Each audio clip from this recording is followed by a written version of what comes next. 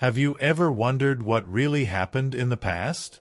Beyond the pages of textbooks lies a world of fascinating tales, extraordinary figures, and incredible events. Join me as we explore them on Exploring History in Sleep. The story, Dreams Faded by an Unmarked Grave, chronicles the harrowing journey of Roric, a simple farmer whose peaceful life with his wife Lena and daughter Bria is shattered by famine.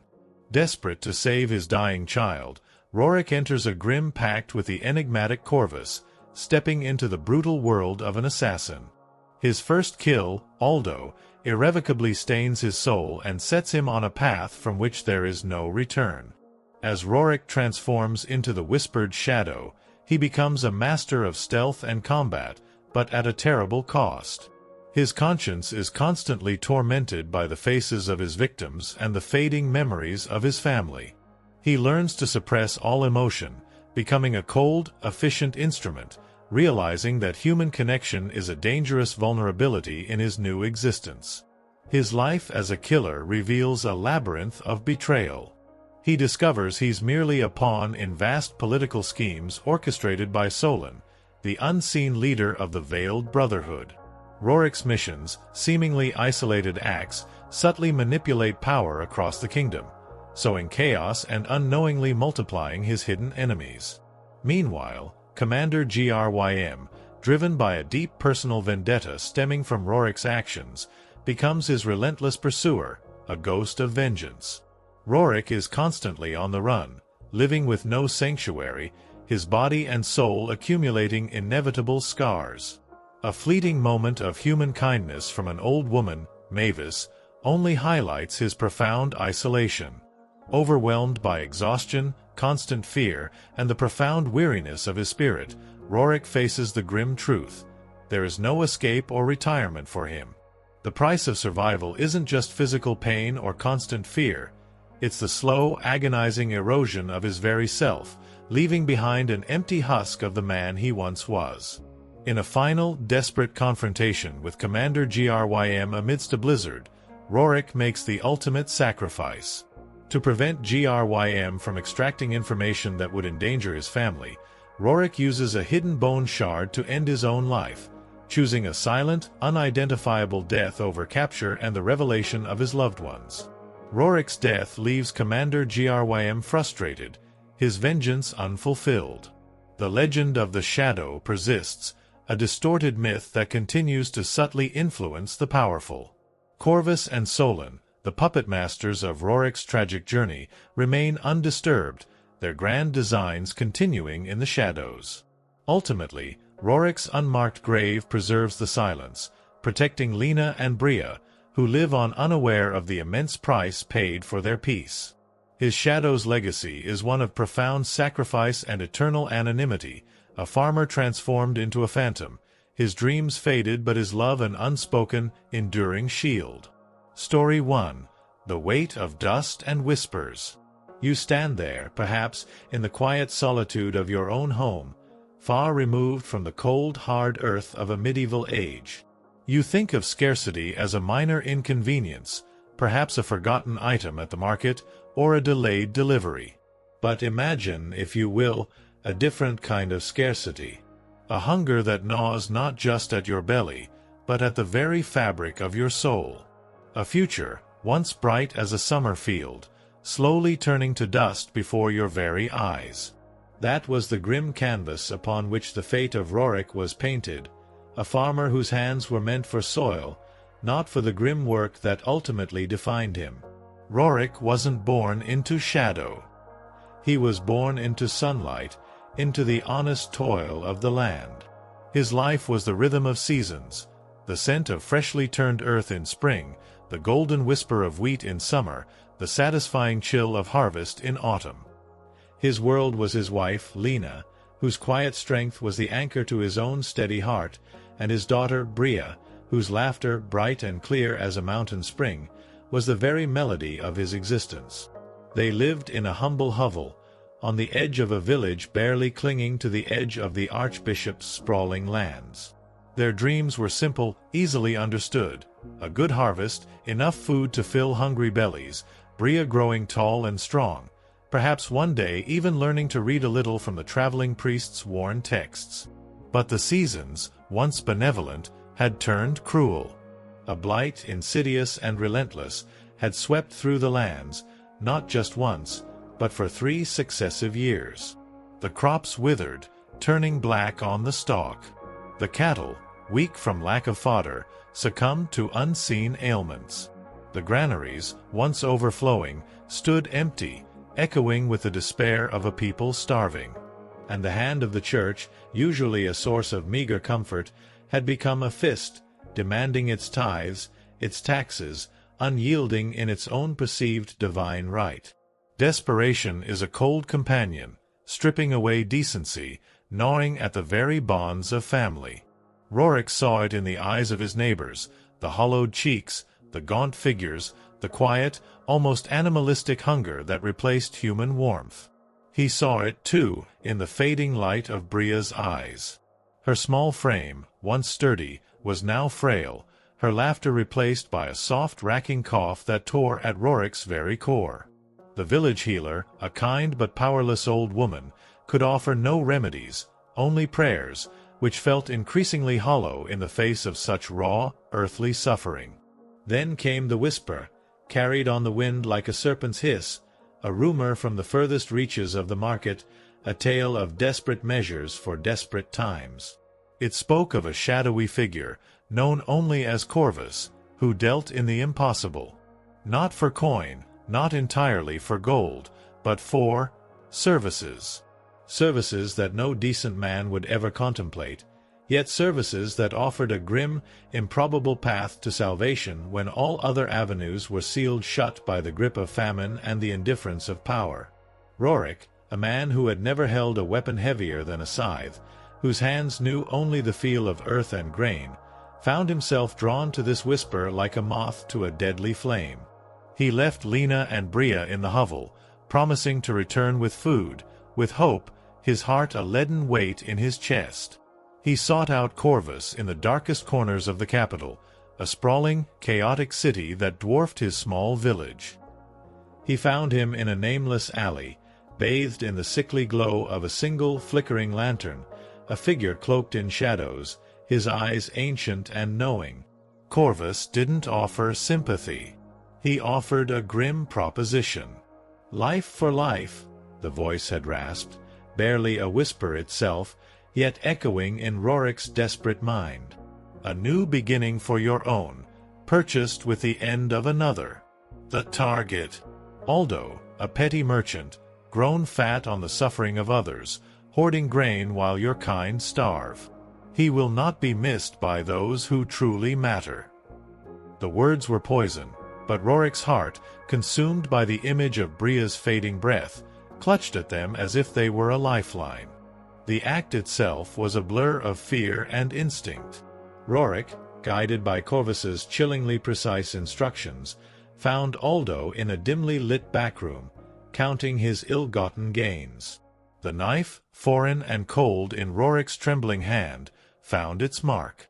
There was no grandeur, no heroic struggle, just a choked gasp, a sudden stillness, and the terrifying, intimate warmth of blood on his hands. It was done. Aldo, the grain hoarder, was dead. Roric stumbled back into the night, the weight of the act crushing him, the scent of fresh blood clinging to him like a shroud. He felt no triumph, only a profound, soul-deep nausea. Yet, in the following days, food began to appear in his village, inexplicably. Not a feast, but enough to quell the gnawing hunger, enough to see a faint flush return to Bria's cheeks, enough to rekindle a fragile flicker of hope in Lena's eyes. Roric had saved them. But the price, he knew, was not just Aldo's life, but his own soul, now forever stained. The dreams of a simple farmer had not faded. They had been sacrificed, exchanged for a nightmare that was only just beginning to unfold. He was no longer just Roric.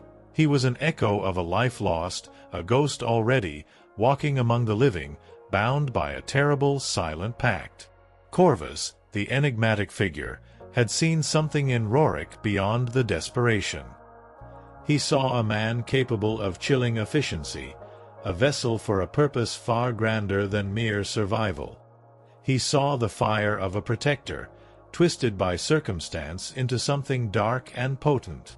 And so, the coins continued to arrive, always through subtle means, always with a new, cryptic message, a new name, a new task.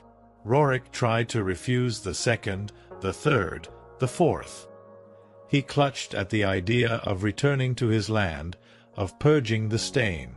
But the fear for Lena and Bria, the constant gnawing worry that the famine would return, that the coins would cease, was a chain more powerful than any iron manacle. He was bound, not by force, but by love, a love warped into a tool of death. He learned to move in shadows, to become a whisper in the wind. He learned to distinguish the scent of fear from that of stale ale, the tremor of deceit from the chill of the night. His senses, once attuned to the rustle of leaves and the lowing of cattle, now registered the creak of old floorboards, the distant clang of a guard's armor, the subtle shift in a stranger's gaze. His hands, once soft from working the earth, became calloused, scarred, yet capable of chilling precision with a knife, a garrote, or even just the precise application of force. He shed his farmer's identity, piece by agonizing piece, replacing it with the chilling efficiency of the shadow. The men he targeted were never simple, never purely innocent. Corvus ensured that they were avaricious merchants who hoarded grain, cruel lords who oppressed their tenants, ambitious knights who would sacrifice their own kin for power. Each death, Corvus whispered, balanced a scale, righted a wrong, albeit in a brutal, hidden way. Roric tried to cling to this justification, this twisted sense of grim justice, but the faces of the dead, blurred and indistinct, haunted his waking moments and his fitful, nightmare-ridden sleep. He saw not justice, but a gaping void, an abyss he was slowly, inexorably, falling into. His disguises became his skin, his lies his language. He learned to mimic the gait of a weary pilgrim, the arrogance of a minor noble, the quiet subservience of a stable hand. He became a chameleon, adapting to every environment, every situation, ensuring no one ever truly saw the man beneath the masks. This constant performance was exhausting, a draining drain on his already fragile spirit. The man named Roric, the farmer, was fading, becoming an echo, a memory. The shadow was taking over, its tendrils wrapping around his very being, suffocating the light within. He thought of Lena and Bria daily, hourly, their images a fragile shield against the encroaching darkness. He sent the coins, always, through a network of intermediaries arranged by Corvus, never risking direct contact. Their survival was his only tether to the world of light, the last remaining reason for his monstrous existence. He imagined Bria's laughter, Lena's gentle touch, and clung to them as if they were life rafts in a storm-tossed sea. But even these images began to blur, distorted by the grim reality of his life. How much of him would be left, even if he miraculously survived this dark bargain? How could he ever return to the light, to a life of simple honesty, with so much blood on his hands? The medieval world, so vast and indifferent, slowly began to feel smaller, tighter. Rumors of the shadow began to spread, hushed whispers in taverns, nervous warnings in guardhouses. A legend was being born, a chilling myth of an unseen avenger, or perhaps a terrifying curse. And with every whisper, every successful contract, the net around Roric tightened, unseen forces stirring in response to the ripple effects of his actions. He was becoming too prominent, too effective, too dangerous. Corvus had ensured his effectiveness, but effectiveness in the shadows often came with an expiration date. The weight of this new life, the constant vigilance, the gnawing isolation, began to erode him not just psychologically, but physically. He rarely slept deeply, constantly alert to every sound, every shadow. His body, once strong, became gaunt, prone to aches and tremors from the perpetual stress. His eyes, once full of a farmer's honest gaze, now held a haunted, distant look, the eyes of a man who had seen too much, done too much, and was slowly, irrevocably, losing himself to the very shadows he commanded. His dreams, once vibrant with fields of golden wheat and Bria's laughter, were now fractured, filled with the blurred faces of his victims and the chilling whispers of Corvus, guiding him deeper into the abyss. This was the cost of saving his family, the chilling reality of a bargain with the unknown. Story 2. The Serpent's First Coil. You see, the initial bargain, the one that saved Bria from the gnawing hunger and brought a fleeting relief to Lena's weary eyes, was merely the first coil of the serpent wrapping around Roric's life. He thought, perhaps, that the death of Aldo would be an isolated incident, a singular horrifying act to avert an even greater horror. How naive he was! The abyss, once gazed into, begins to gaze back, and its demands are insatiable. The coins kept coming. Not overtly, never directly, but subtly, chillingly. A small pouch left beneath a loose stone in a forgotten well. A whispered instruction delivered by a hooded figure in a bustling market, blending seamlessly back into the crowd before Roric could even properly register their face. Each delivery brought with it a new name, a new location, a new life to extinguish. Roric would clench his jaw, his gut churning, but the image of Bria's fragile smile, the memory of her small hand in his, was a powerful, agonizing motivator. He was no longer killing for survival, but for the continuation of that survival, a perpetual, self-sustaining nightmare. He was forced to learn. Corvus, that enigmatic figure, seemed to possess an almost supernatural understanding of the human condition, a chilling insight into Roric's capabilities. The instructions were precise, almost a tutorial in the grim art of silent death. Roric learned to move like a shadow, to blend into the mundane, to become utterly unremarkable, yet lethally effective. He learned the rhythm of a guard's patrol, the blind spots in a lord's manner, the subtle tells in a victim's gaze just before the end. His farm-honed strength, once used to break stubborn earth, was now honed for breaking bodies, silently, efficiently. His hands, those honest tools of the soil, transformed.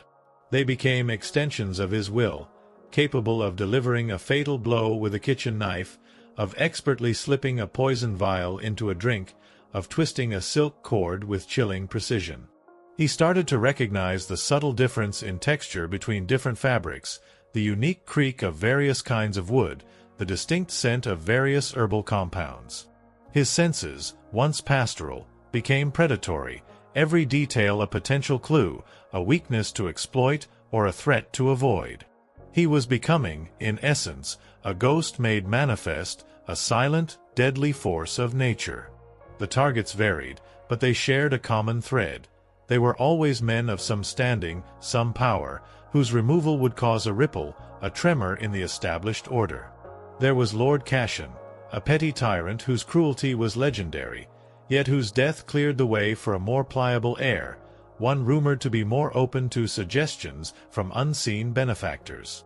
Then came Master Thorn, a guild leader who controlled the city's trade routes, his sudden demise leaving a vacuum that reshaped the flow of goods and wealth.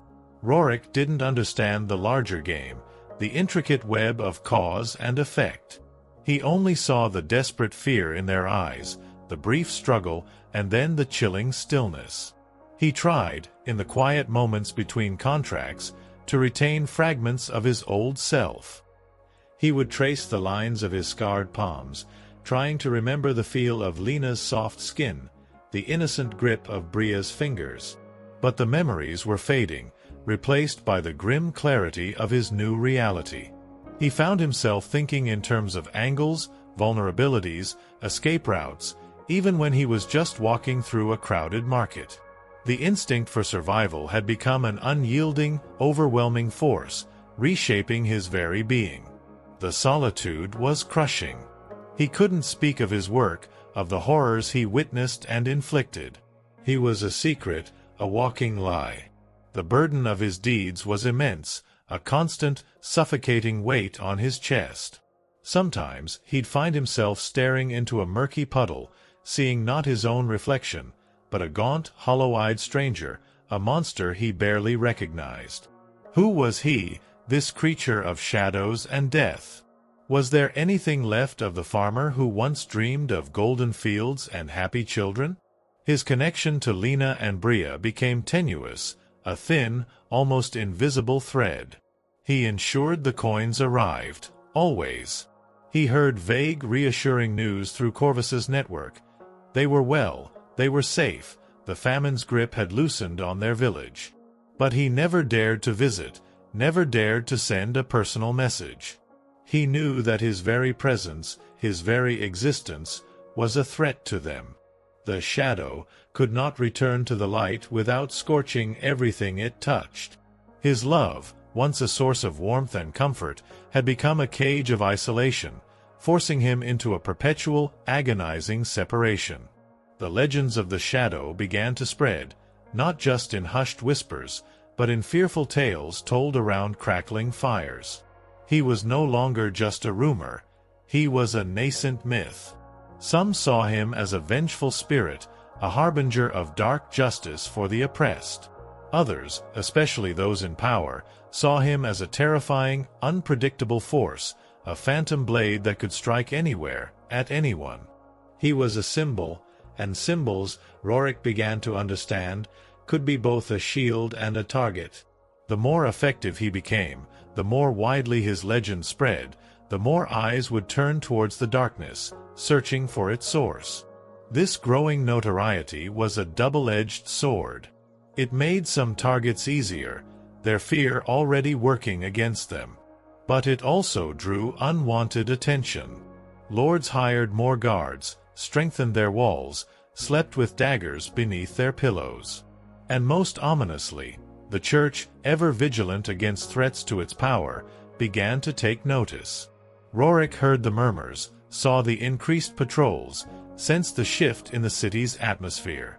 He was no longer just an anonymous tool. He was becoming a visible problem, a disruption to the order that Archbishop Valerius so fiercely upheld. Corvus, ever the strategist, seemed unconcerned by this escalating attention. In fact, Roric began to suspect that this very attention was part of a larger plan.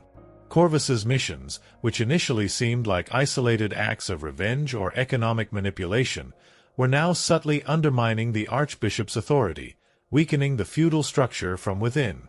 Each death was a carefully placed brick, building an invisible foundation for something new, something grander, something terrifyingly ambitious. Roric was a reluctant architect in a monstrous design he barely understood. The internal conflict raged within Roric, a silent, ceaseless battle. His original, desperate purpose, to save his family, was now intertwined with a horrific, unending cycle of violence and deceit. He was a pawn, certainly, but a pawn with a soul, a conscience that refused to die, even as the rest of him withered. He yearned for an end, a quiet cessation to the horror, but the chains of love, forged in the crucible of famine, held him fast. He was bound to the darkness, unable to escape, forced to watch as the serpent's coil tightened, drawing him deeper into its chilling embrace, anticipating the next chilling whisper that would dictate his next grim act. Story 3. Echoes in the Blood. The chilling efficiency, the creeping numbness that now defined Roric's existence, was a direct consequence of the serpent's tightening coil. He was no longer the desperate farmer, merely reacting to a singular crisis. He was a piece, moving on a board he barely comprehended, guided by the unseen hand of Corvus and the whispers of the Veiled Brotherhood. The blood on his hands, once a source of searing guilt, was now a constant, almost mundane reality, an echo in the blood that whispered of the monster he was becoming. Every mission refined him, honed his senses to a predatory edge. He learned the subtle tells of fear in a guard's eyes, the faint tremor of avarice in a merchant's voice. He could move through crowded markets unseen, a ghost in plain sight, his unassuming clothes and averted gaze making him utterly forgettable. He learned to use the very fabric of the medieval world against itself, the stench of unwashed alleys to mask his presence, the clamor of blacksmiths to drown out a silenced scream, the labyrinthine architecture of old cities to escape into shadows. He was a master of his environment, a chameleon adapting to the grim landscape of his new profession. His body, once sturdy and accustomed to the rhythms of honest labor, became a finely tuned instrument of death. He trained relentlessly, not in a grand training yard, but in the desolate quiet of abandoned ruins and forgotten forests. He practiced with knives, learning their balance, their exact weight, how to make them disappear into an opponent's flesh with lethal precision. He learned to move with silent grace, to climb sheer walls like a spider, to fall from great heights and roll, absorbing the impact, a whisper in the wind. The scars accumulated, each one a grim testament to a close call, a moment of desperation, a life taken. They crisscrossed his arms, his back, a tapestry of violence etched onto his skin, a map of his descent.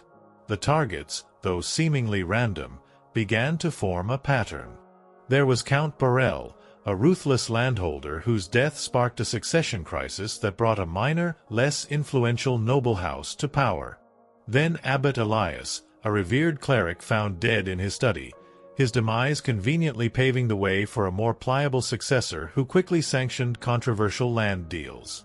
Roric didn't connect the dots, not consciously. He just followed Corvus's cold instructions, driven by the ceaseless flow of coin that ensured Lena and Bria's survival. But even he, in the rare quiet moments, felt the faint tremor of a larger design, a subtle shift in the world's underlying currents. The emotional toll was immense. He slept little, plagued by fractured nightmares of shadowy figures and silent screams. When he did sleep, it was a shallow, guarded slumber, always on the edge of waking. His memories of Lena and Bria, once vibrant and comforting, began to fray at the edges, like old tapestries worn thin by time. He could still conjure their faces, their laughter, but the feeling of them, the warmth of their presence, grew distant, replaced by a dull ache in his chest. He was forgetting how to feel, how to connect, how to be human. He was shedding his old self, layer by agonizing layer, replaced by the grim, unfeeling efficiency of the shadow. His solitude became absolute. He spoke only when necessary, his voice a low, gravelly rasp from disuse. He avoided eye contact, knowing the blankness in his own gaze would betray the emptiness within. He learned to become a ghost, a presence that was felt but never truly seen, never truly known. This isolation was a chilling consequence of his work, a self-imposed exile to protect those he loved, yet it was also a deepening abyss, consuming the very essence of who he was. The legends of the shadow swelled, fueled by fear and speculation. Tales of impossible assassinations, of figures vanishing into thin air, of justice meted out from the darkness, spread from village to village, city to city. To the common folk, he was a terrifying phantom, a boogeyman invoked to explain the inexplicable. To the powerful, he was a growing threat, a disruptive force that defied their authority, a symbol of uncontrollable chaos. Archbishop Valerius, the powerful head of the Church, began to voice public condemnations, demanding the apprehension of this heretical darkness. This only served to heighten the pressure on Roric, making every move a gamble, every shadow a potential trap. Corvus, however, remained serene, almost pleased by the escalating attention. He fed Roric information gleaned from the highest echelons of power, details that only someone deeply embedded in the kingdom's hierarchy could possess. It became clear to Roric, though he fought against the realization, that Corvus and the Veiled Brotherhood were not merely reacting to events, they were orchestrating them. The assassinations were not just retributions, they were calculated strikes, loosening the archbishop's grip, sowing dissent among the noble houses, subtly shifting wealth and influence. Roric was a brutal tool in a grand, silent war for control, a war waged in the shadows, far from the battlefields. He saw the consequences of his actions ripple outward. A lord's death meant chaos in his lands, opportunities for rival factions to seize power. A wealthy merchant's demise disrupted trade routes, shifting allegiances among guilds. Each life taken was a stone dropped into a calm pond, sending ever-widening ripples across the political landscape. He was unknowingly reshaping the very kingdom he lived in, a pawn with a lethal touch, guided by a hand that saw the world not in lives, but in power. The very success of his grim work was also his curse. The more proficient he became, the more indispensable he was to Corvus. The more fear he inspired, the more sought after he became. The shadow was growing, consuming Roric entirely, leaving less and less of the farmer who once held a dream of golden fields. He sometimes wondered if Lena and Bria would even recognize him now, this gaunt, haunted man whose eyes held the cold, empty gaze of a killer. The dream of returning to them, once a burning ember, was slowly, inexorably, turning to ash. He was inextricably bound to the serpent, deeper within its coils than he could ever have imagined, waiting for the next chilling whisper that would lead him to his next act of shadow. Story 4. A New Skin, a Deeper Scar. You might think that after the initial shock, after the first few desperate acts, the weight of the violence would lessen, or that the soul would simply harden into impenetrable stone. But for Roric, the truth was far more insidious. Each life taken, each shadow he became, didn't just add a scar to his flesh, it etched a deeper, invisible wound onto his very essence, forcing him to shed more of Roric the farmer and don a new skin, one crafted from deceit and bloodshed. The transformation wasn't a sudden, dramatic shift, but a slow, agonizing erosion. It began subtly, with the way he moved. The farmer's gait, once rooted firmly to the earth, became fluid, almost silent. His steps were measured, light, capable of disappearing into the natural rhythm of a street or the creak of an old floorboard. He learned to control his breathing, to still the tremor in his hands even when his insides churned with revulsion. His eyes, once open and guileless, now held a guarded, analytical gleam, constantly scanning, assessing, absorbing every detail as a potential threat or opportunity. He saw the world through a new lens, one sharpened by paranoia and the stark reality of survival. This shift extended to his very being. He learned to mimic, not just appearances, but mannerisms. He could adopt the slumped shoulders of a weary laborer, the arrogant swagger of a mercenary, the quiet devotion of a monk.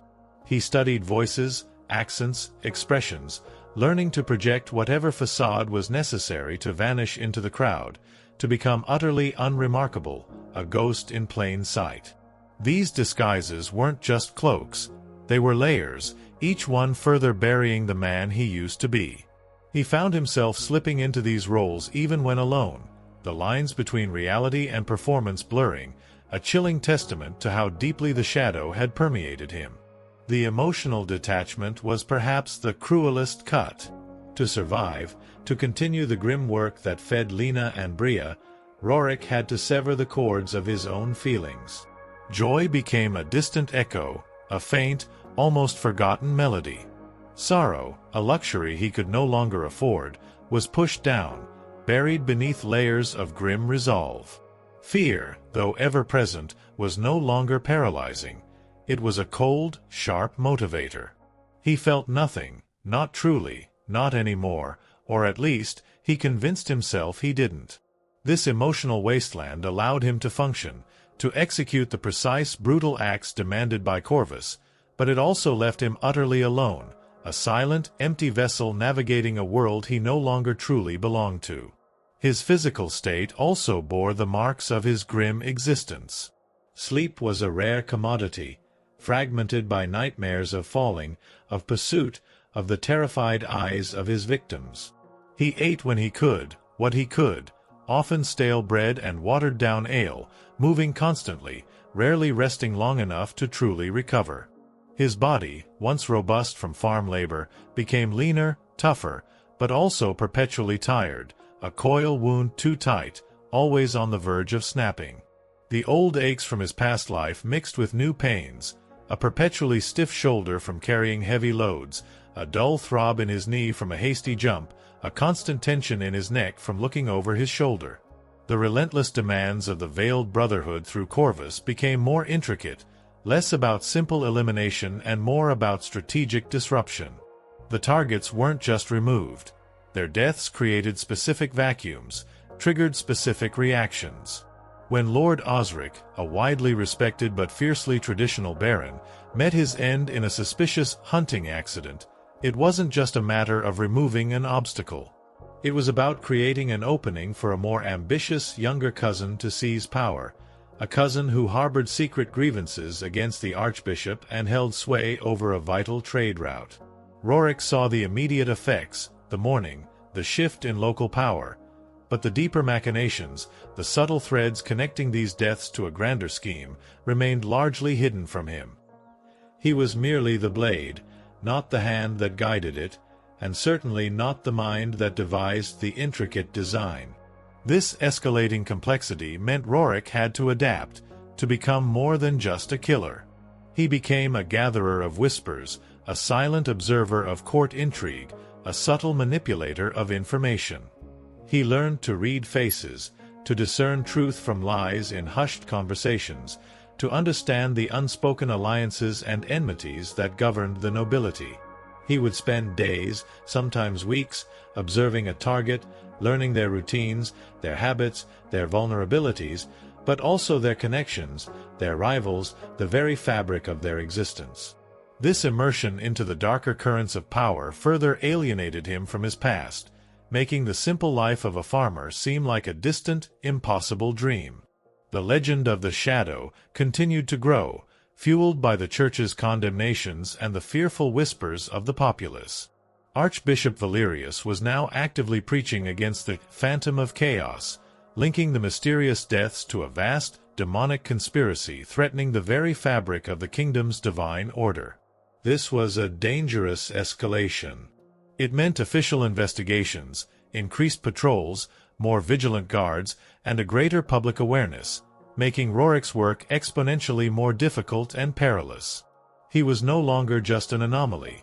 He was an enemy of the state, a target with a massive bounty on his head, every shadow potentially harboring a watchful eye, every passerby a potential informant.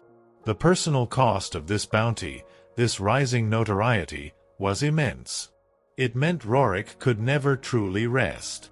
He was constantly moving, shifting from one hiding place to another, from one city to the next, a solitary wolf pursued by an ever-growing pack. Sleep was a snatched luxury, food a utilitarian necessity, conversation a forgotten art. He was a living paradox, both unseen and infamous, a phantom known only by his devastating impact. And through it all, the phantom images of Lena and Bria persisted, albeit with increasing difficulty. They were the last embers of his humanity, flickering against the cold, unyielding winds of his existence. He sent the coins, always, through the established dead drops, his sole connection to the life he had sacrificed. He heard fragments of news. They were thriving, they were safe. This knowledge was his only reward, a fragile consolation for the horrors he committed. But the question that now gnawed at him was not just if he could ever return, but who would return. Would Lena and Bria even recognize the shell of the man he had become? The new skin he had donned was proving far harder to shed, and the deeper scars it left threatened to erase Roric entirely. The serpent's coils were tight, and he was losing his breath, each beat of his heart an echo of the blood he had spilled. Story 5. The Silent Hunter's Craft. The new skin Roric had donned, that of the Shadow, wasn't merely a disguise, it was a total immersion. You see, becoming a ghost in a world teeming with life, a phantom amidst the clamor of medieval existence, required more than just dark clothes and a concealed blade. It demanded a complete mastery of the silent hunter's craft, a terrifying intimacy with the very air he breathed, the ground beneath his feet, and the fragile, unsuspecting lives around him. This wasn't merely about killing. It was about existing on the very edge of perception, a terrifying dance with oblivion. His training, if you could call it that, wasn't in a formal academy. It was in the crucible of real-world necessity, guided by the insidious, disembodied wisdom of Corvus. Every mission became a brutal lesson. He learned to move without rustle, without creak. Imagine trying to navigate a bustling marketplace, filled with vendors hawking their wares, the clatter of carts, the murmur of hundreds of voices, yet making yourself utterly unnoticeable. Roric perfected this. He learned to become a part of the background, an extension of the moving shadows, a figure your eyes might pass over a dozen times without registering his presence. He mastered the art of the averted gaze, the subtly slumped shoulder, the utterly unremarkable stride that made him blend with the common flow of humanity. His senses sharpened to an almost preternatural degree. He could distinguish the specific scent of a guard's well-worn leather from that of a common laborer's boots, the subtle shift in air currents that indicated a hidden passage, the faint, almost imperceptible tremor in the ground from approaching footsteps. The world became a symphony of subtle cues, each a piece of information, a warning, or an opportunity. His hearing became so acute, he could differentiate between the distant baying of a hunting dog and the more sinister bark of a guard's patrol hound. He could hear the faint whisper of a rich man's silks in the quiet of his chamber, or the rasp of a beggar's breath as he slept in an alley. The targets demanded this heightened awareness. They were not always powerful lords guarded by legions. Sometimes they were vulnerable figures in unexpected places, requiring absolute discretion. There was the alchemist, Theron, who had stumbled upon a secret formula that threatened the interests of a prominent guild secretly tied to the Veiled Brotherhood. Roric spent weeks observing Theron's meticulously ordered life, his precise routines, the peculiar hours he kept in his cramped, potion-scented laboratory. Roric had to move like a wisp of smoke, silently entering and exiting Theron's heavily warded home, leaving behind only the cold certainty of death, with no sign of forced entry, no struggle, just a quiet, inexplicable demise. The alchemist's formula, and all his research, vanished with him, a clean sweep. Then there was the case of Sister Ilara, a seemingly harmless nun renowned for her charity, but whose deep connections within the church hierarchy and her unwavering moral compass were proving a thorn in the side of Solon's overarching plans. This task gnawed at Roric more than most. To strike down a woman of God, seemingly virtuous, was a stark reminder of the depth of the depravity he now inhabited. He had to infiltrate the quiet sanctity of her convent, a place of peace and prayer, and leave behind only the chilling emptiness of her absence. It was done with such precision, such lack of physical evidence, that the Church declared it a divine calling, a sudden ascent to heaven, rather than an act of murder. These acts, devoid of direct confrontation, were perhaps the most terrifying. They required an absolute suppression of Roric's humanity, a transformation into pure, cold calculation. He became a master of poisons, colorless, odorless liquids that mimicked natural illness, powders that could be breathed in without notice, leaving no trace.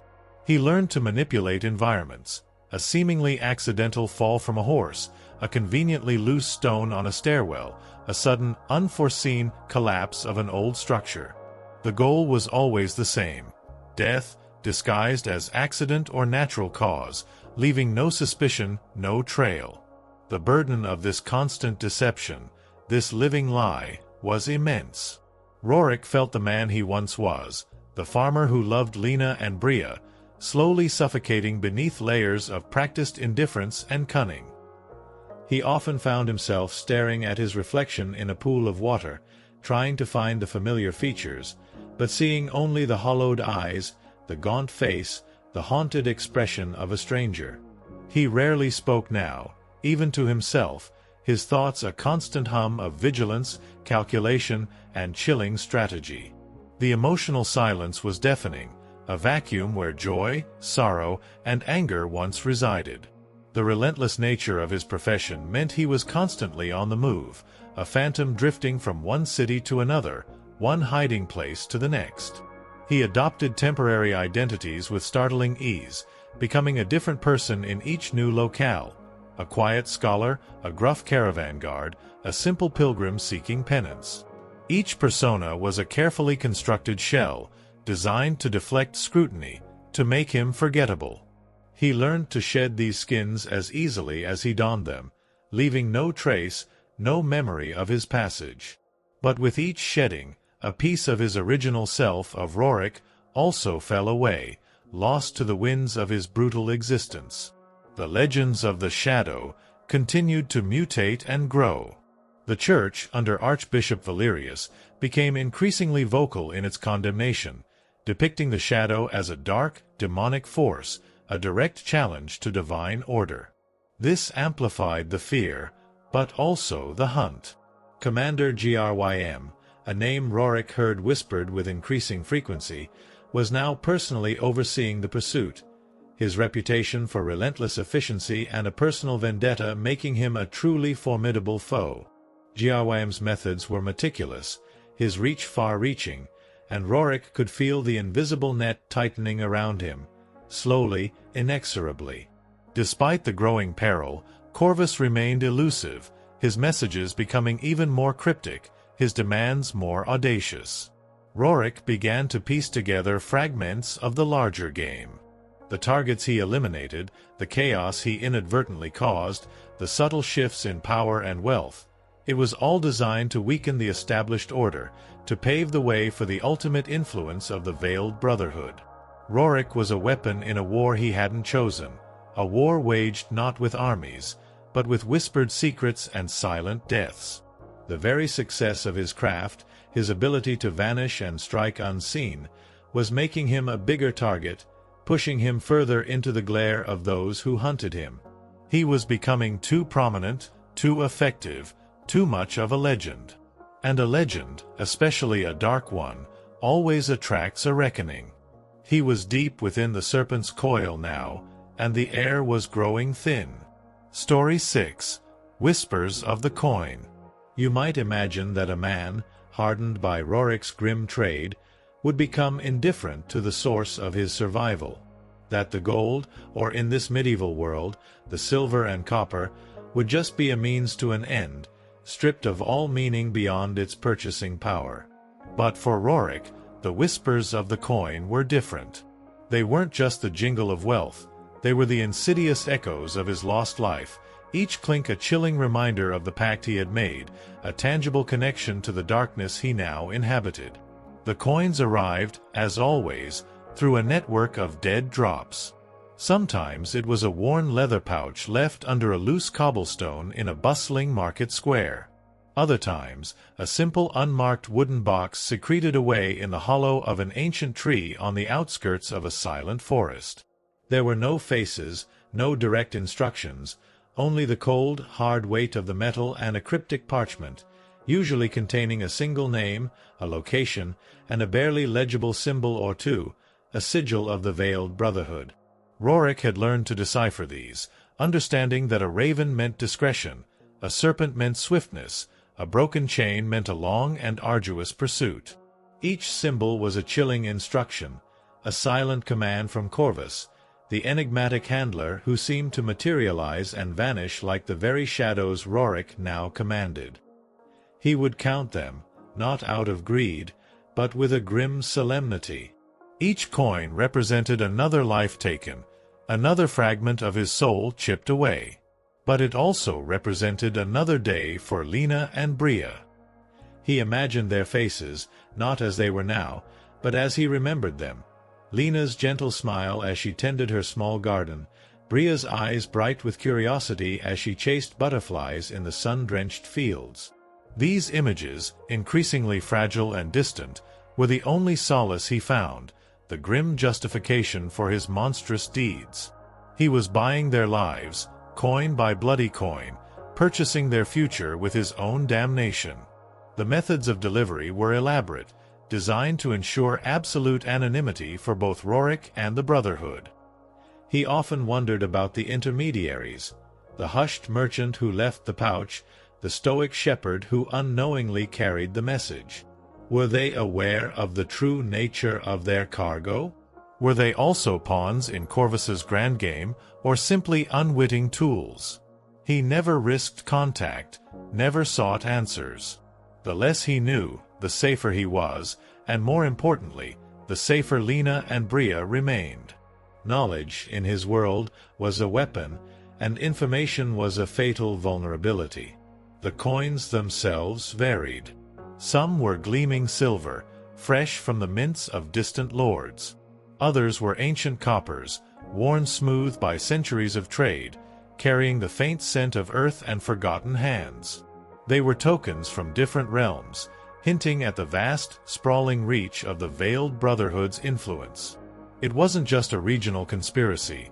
It was a force that spanned kingdoms, subtly manipulating economies, weaving webs of power that stretched across the entire continent. Roric, a man who once worried only about the yield of his small plot of land, was now a cog in a machine of unimaginable scale. The assignments became more intricate, less about simple assassinations and more about destabilizing the established order. Corvus seemed to delight in the chaos Roric created, the ripples that spread from each death. There was the instance of Baron Kale, a powerful popular figure who was set to inherit a strategic coastal territory. Roric's task wasn't merely to kill him, but to do so in a way that implicated a rival noble family, igniting a simmering feud that would divert resources and attention from the capital. Roric had to not only execute the kill with surgical precision but also plant false evidence, forge a confession, and manipulate local gossip to ensure the blame fell squarely on the intended scapegoat. The complexity of the planning, the sheer audacity of the manipulation, chilled him to the bone. Then came the assignment involving High Priestess Alice, a revered spiritual leader whose unwavering sermons against corruption and secret societies were gaining dangerous traction among the common folk. Her elimination was not to be violent. Corvus, with his chilling foresight, understood the power of belief. Roric's task was to subtly discredit her, to weave a web of scandal and heresy around her, to make her followers turn against her through rumor and fabricated evidence. He had to infiltrate her inner circle, exploit existing rivalries, and plant seeds of doubt that would fester and bloom into public outrage. The task was agonizing, a slow-motion crucifixion of a woman's reputation, far more insidious than a quick, clean kill. Roric found himself questioning the very nature of good and evil, as the lines blurred into an indistinguishable gray. The constant need for these intricate maneuvers, these grand deceptions, meant Roric had to push his craft to new, darker levels. He learned the art of psychological warfare, how to exploit fears, sow distrust, and turn a man's allies against him. He became adept at forgery, at mimicking official seals and handwriting. His memory, once burdened by farming schedules, was now a vast repository of routes, faces, habits, and vulnerabilities. He was transforming into a truly formidable agent of chaos, not just a killer, but a ghost who could dismantle lives and reputations with the same chilling efficiency. But this mastery came at a terrible personal cost. The constant paranoia, the perpetual need to analyze every interaction, every shadow, left him utterly exhausted. He rarely allowed himself to truly relax, even in the brief moments of supposed safety. Sleep, when it came, was shallow and disturbed, filled with nightmares of being hunted, of his disguises failing, of Lena and Bria being exposed to the horrors of his world. He could feel his emotional core shriveling. The man he once was becoming an increasingly distant memory. The love for his family, once a burning beacon, was now a cold, desperate flame, barely flickering in the encroaching darkness.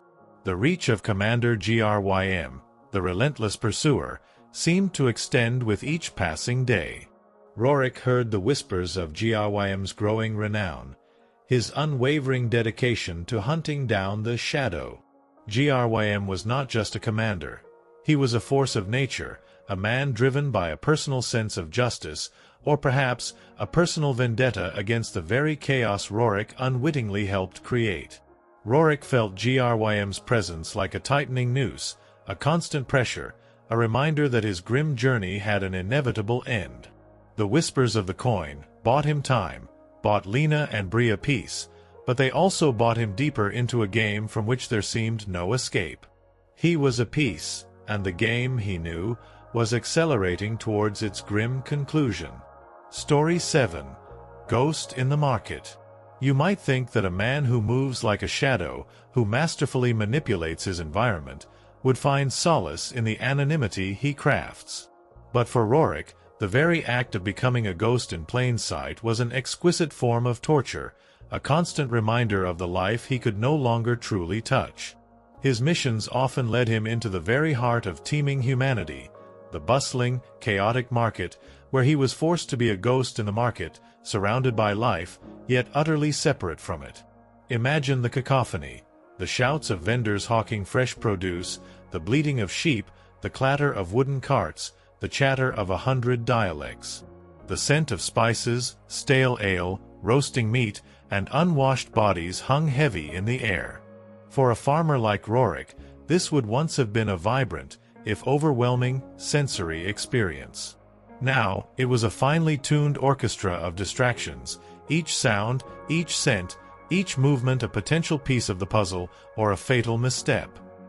He moved through it with a deliberate, almost unnatural stillness, his eyes constantly scanning, his mind a whirlwind of calculations. His targets often conducted their business, their illicit dealings, or their simple daily routines within these very spaces. Lord Veiled, a notoriously corrupt tax collector, was known to frequent the spice stalls, his greedy eyes scanning for cheap imports to hoard. Roric spent days observing him, blending in as a humble porter, a curious passerby, a weary pilgrim. He learned Veiler's exact route, his habits, the moments of vulnerability when his guards were distracted by a particularly tempting street performer or the aroma of a hot pastry.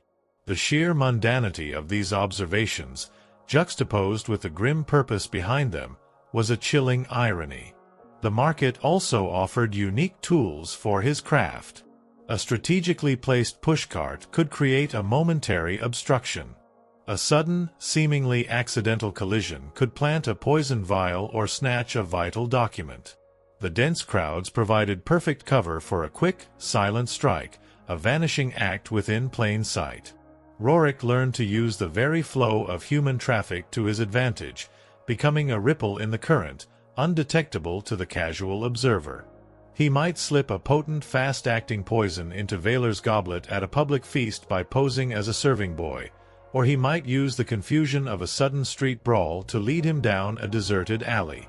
The goal was always the same, a death that appeared natural, or at least inexplicable, leaving no trace of the Shadow's hand.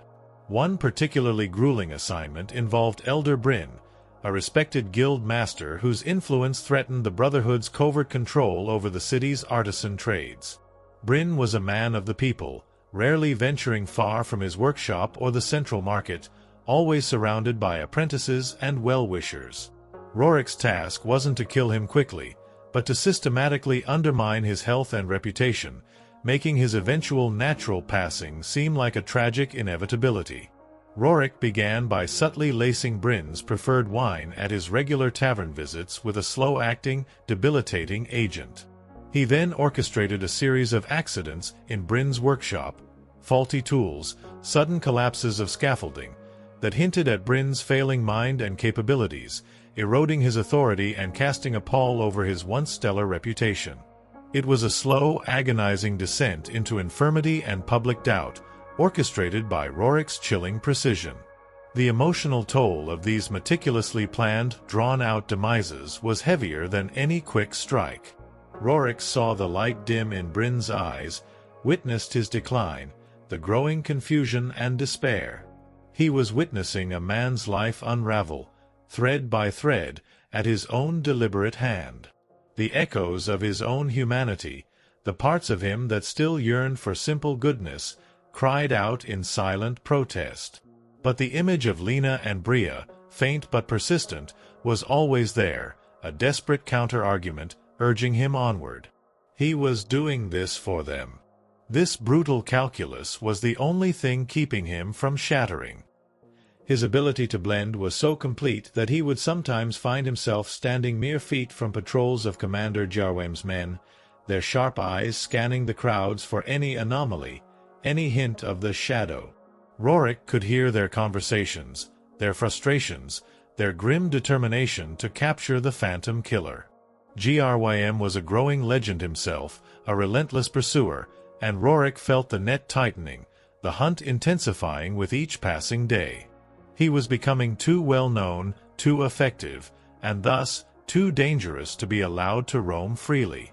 The bounty on his head was immense, enough to tempt even the most pious of men to betray him. The constant tension, the need to maintain perfect composure, the suppression of every instinct for connection, further hollowed him out.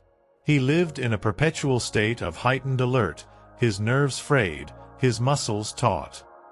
He rarely slept for more than a few hours at a time, and those hours were often plagued by vivid nightmares of being cornered, of his disguises failing, of Lena and Bria appearing in the clutches of his enemies. He yearned for a moment of true peace, a space where he didn't have to be a ghost, a hunter, a killer. But such a luxury was far beyond his reach, a dream fading like the morning mist. Corvus, through his cryptic messages, continued to pull the strings. The missions were increasingly complex, often requiring Roric to not only eliminate targets but to extract information, plant false leads, or even subtly manipulate public opinion through engineered events. Roric was becoming a one-man chaos engine, inadvertently reshaping the political landscape of the kingdom. He understood now that the Veiled Brotherhood's goals were vast, stretching beyond mere wealth or local power. They sought to subtly dismantle the old order, to create a new world from the ashes of the old, with themselves as the unseen architects. Roric was a vital, yet disposable, tool in this grand, terrifying ambition. As the sun began to set over the bustling market, casting long, hungry shadows, Roric would melt away, a phantom dissolving into the encroaching twilight. He would find a secluded spot, a forgotten alcove, a hidden crawlspace beneath an old bridge, and simply exist in the suffocating silence. He was a master of his craft, undeniably, but the mastery came at the cost of his very soul. The dream of returning to his family, to the warmth of Lena's embrace and Bria's laughter, was now just that, a dream, fading into the relentless, unforgiving reality of his life as a silent hunter, forever bound to the shadows he had so expertly learned to command. Story 8. The Cold Embrace of Guilt. You might imagine that after months, perhaps a full year, of living as a phantom, of shedding his old skin for the shadows, Roric would have become entirely numb. That the constant cycle of taking life, of moving unseen through the medieval world, would have extinguished the last embers of his conscience. But the truth, as it often is with matters of the soul, was far more complex, far more cruel.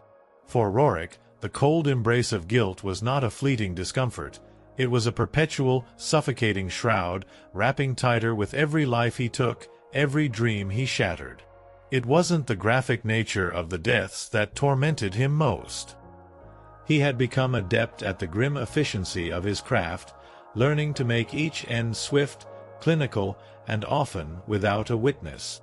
What truly gnawed at him, what clawed at the edges of his sanity, was the echo of those lives. The memory of Aldo's surprised gasp as the knife found its mark, the flicker of fear in Lord Vaylor's eyes just before his engineered accident, the slow, agonizing decline of Elder Bryn's reputation, orchestrated by Roric's insidious hand. These weren't just targets. They were men, with families, with lives, with their own simple dreams, however flawed or corrupt they might have been. And Roric had extinguished them, not with righteous fury, but with cold, calculating precision. He tried to rationalize it, of course. Corvus, that elusive puppet master of the Veiled Brotherhood, had always whispered justifications. They were corrupt, they hoarded wealth, they oppressed the innocent. Roric clung to these crumbs of justification, convincing himself he was a necessary evil, a grim reaper balancing the scales.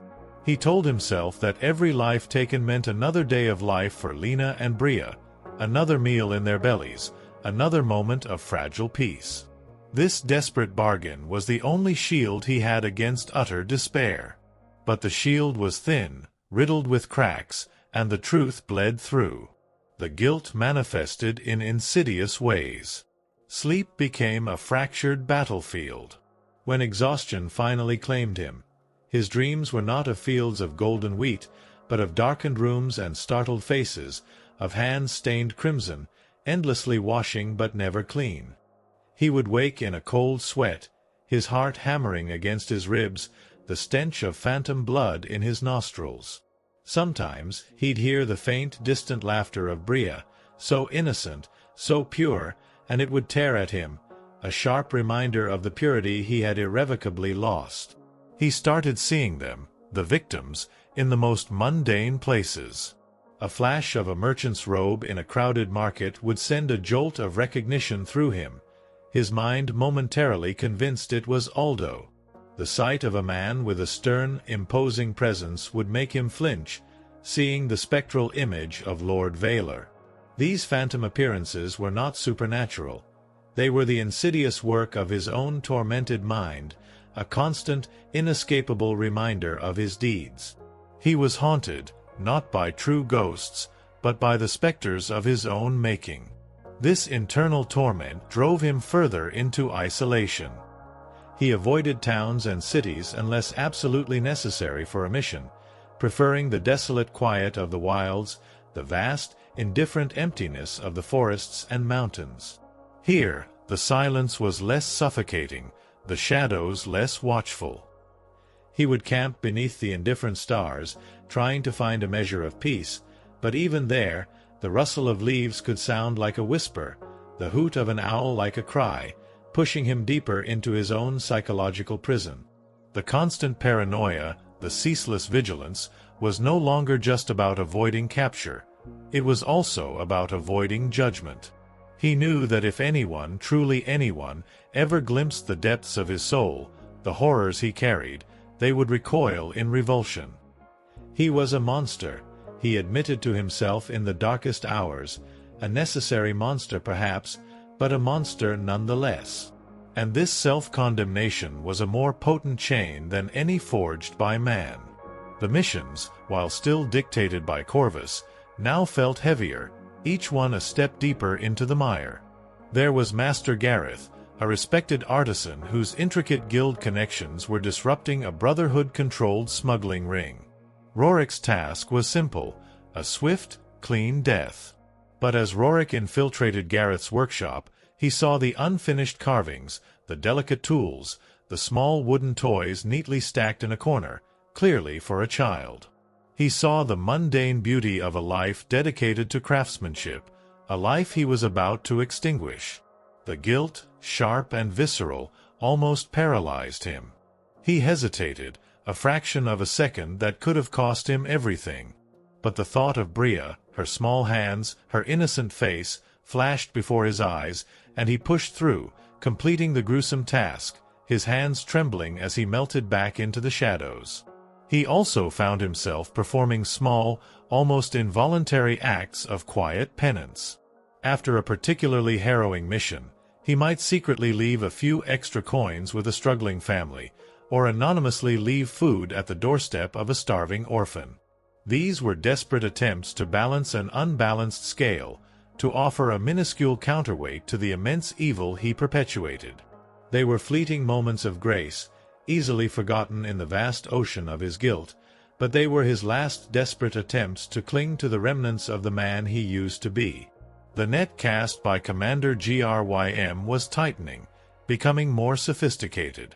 Grym was no longer just a relentless pursuer. He was becoming a hunter who understood his prey. Reports reached Roric through his hidden channels of Grym's new methods. offering pardons for information, setting up intricate traps, analyzing the patterns of the shadows' movements with a terrifying intellect. Grym was learning, adapting, and Roric knew, with a chilling certainty, that their paths were converging inevitably. The knowledge that a man like Grym, perhaps with his own grim sense of justice, was hunting him, only amplified Roric's guilt, painting his tormentor as a righteous force against the darkness Roric embodied.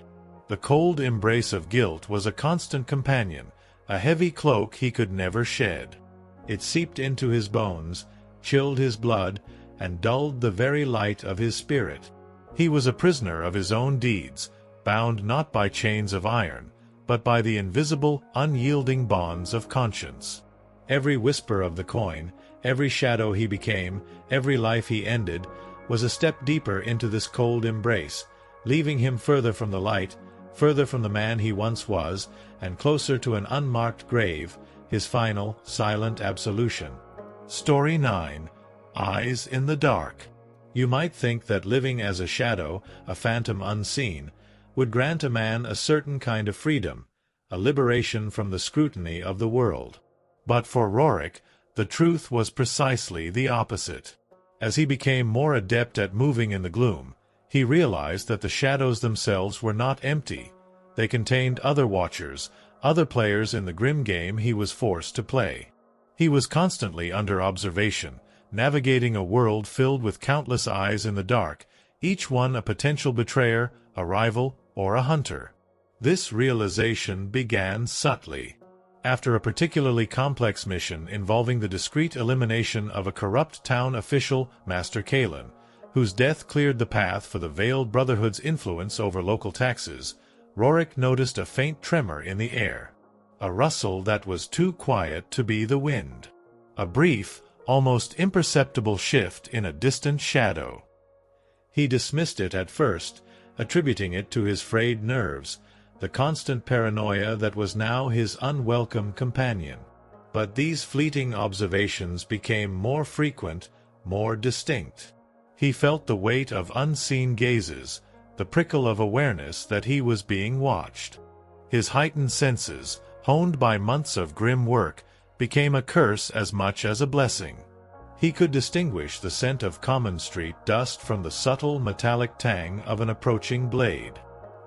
He could hear the muffled footsteps of cloaked figures, distinct from the rhythmic patrols of Commander Grym's men.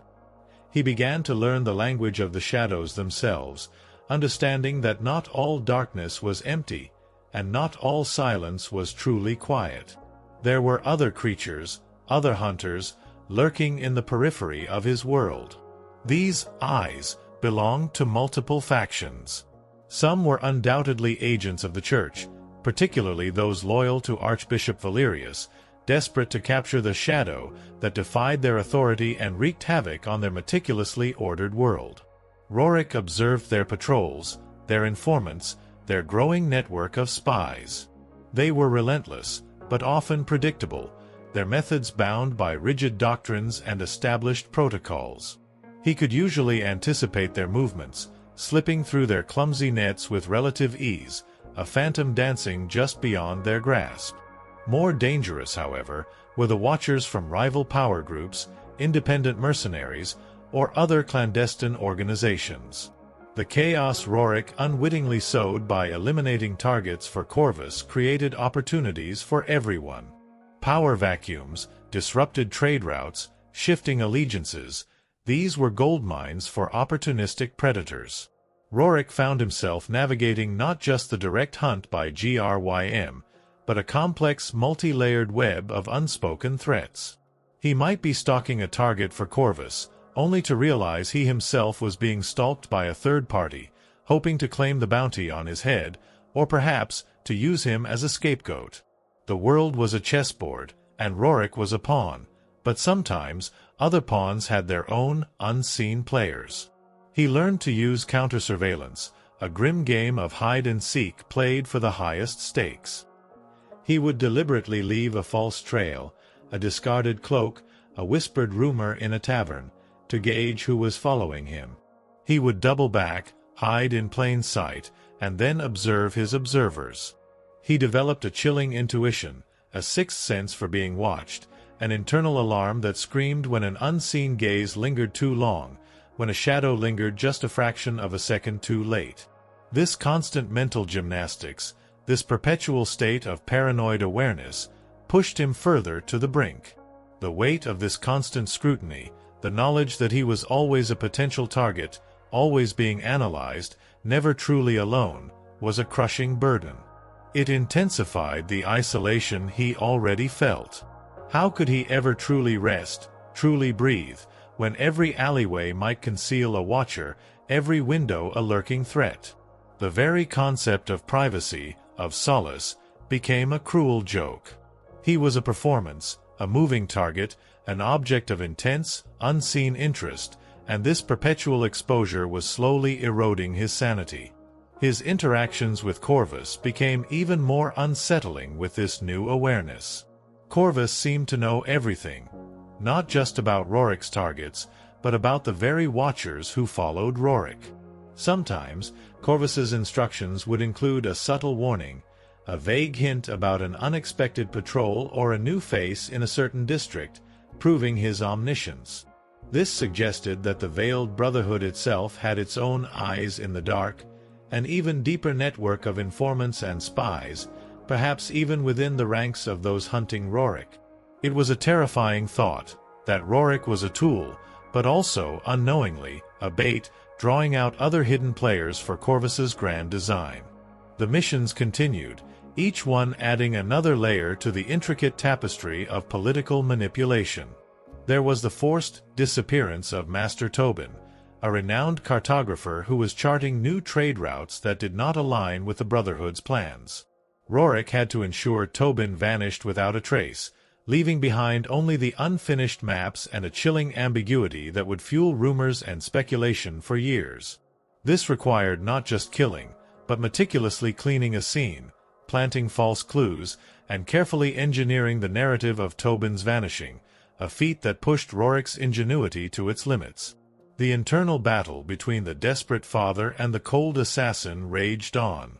The images of Lena and Bria, once his beacon, were now almost painful to conjure, for they represented a world he could no longer truly inhabit, a purity he had irreversibly tainted.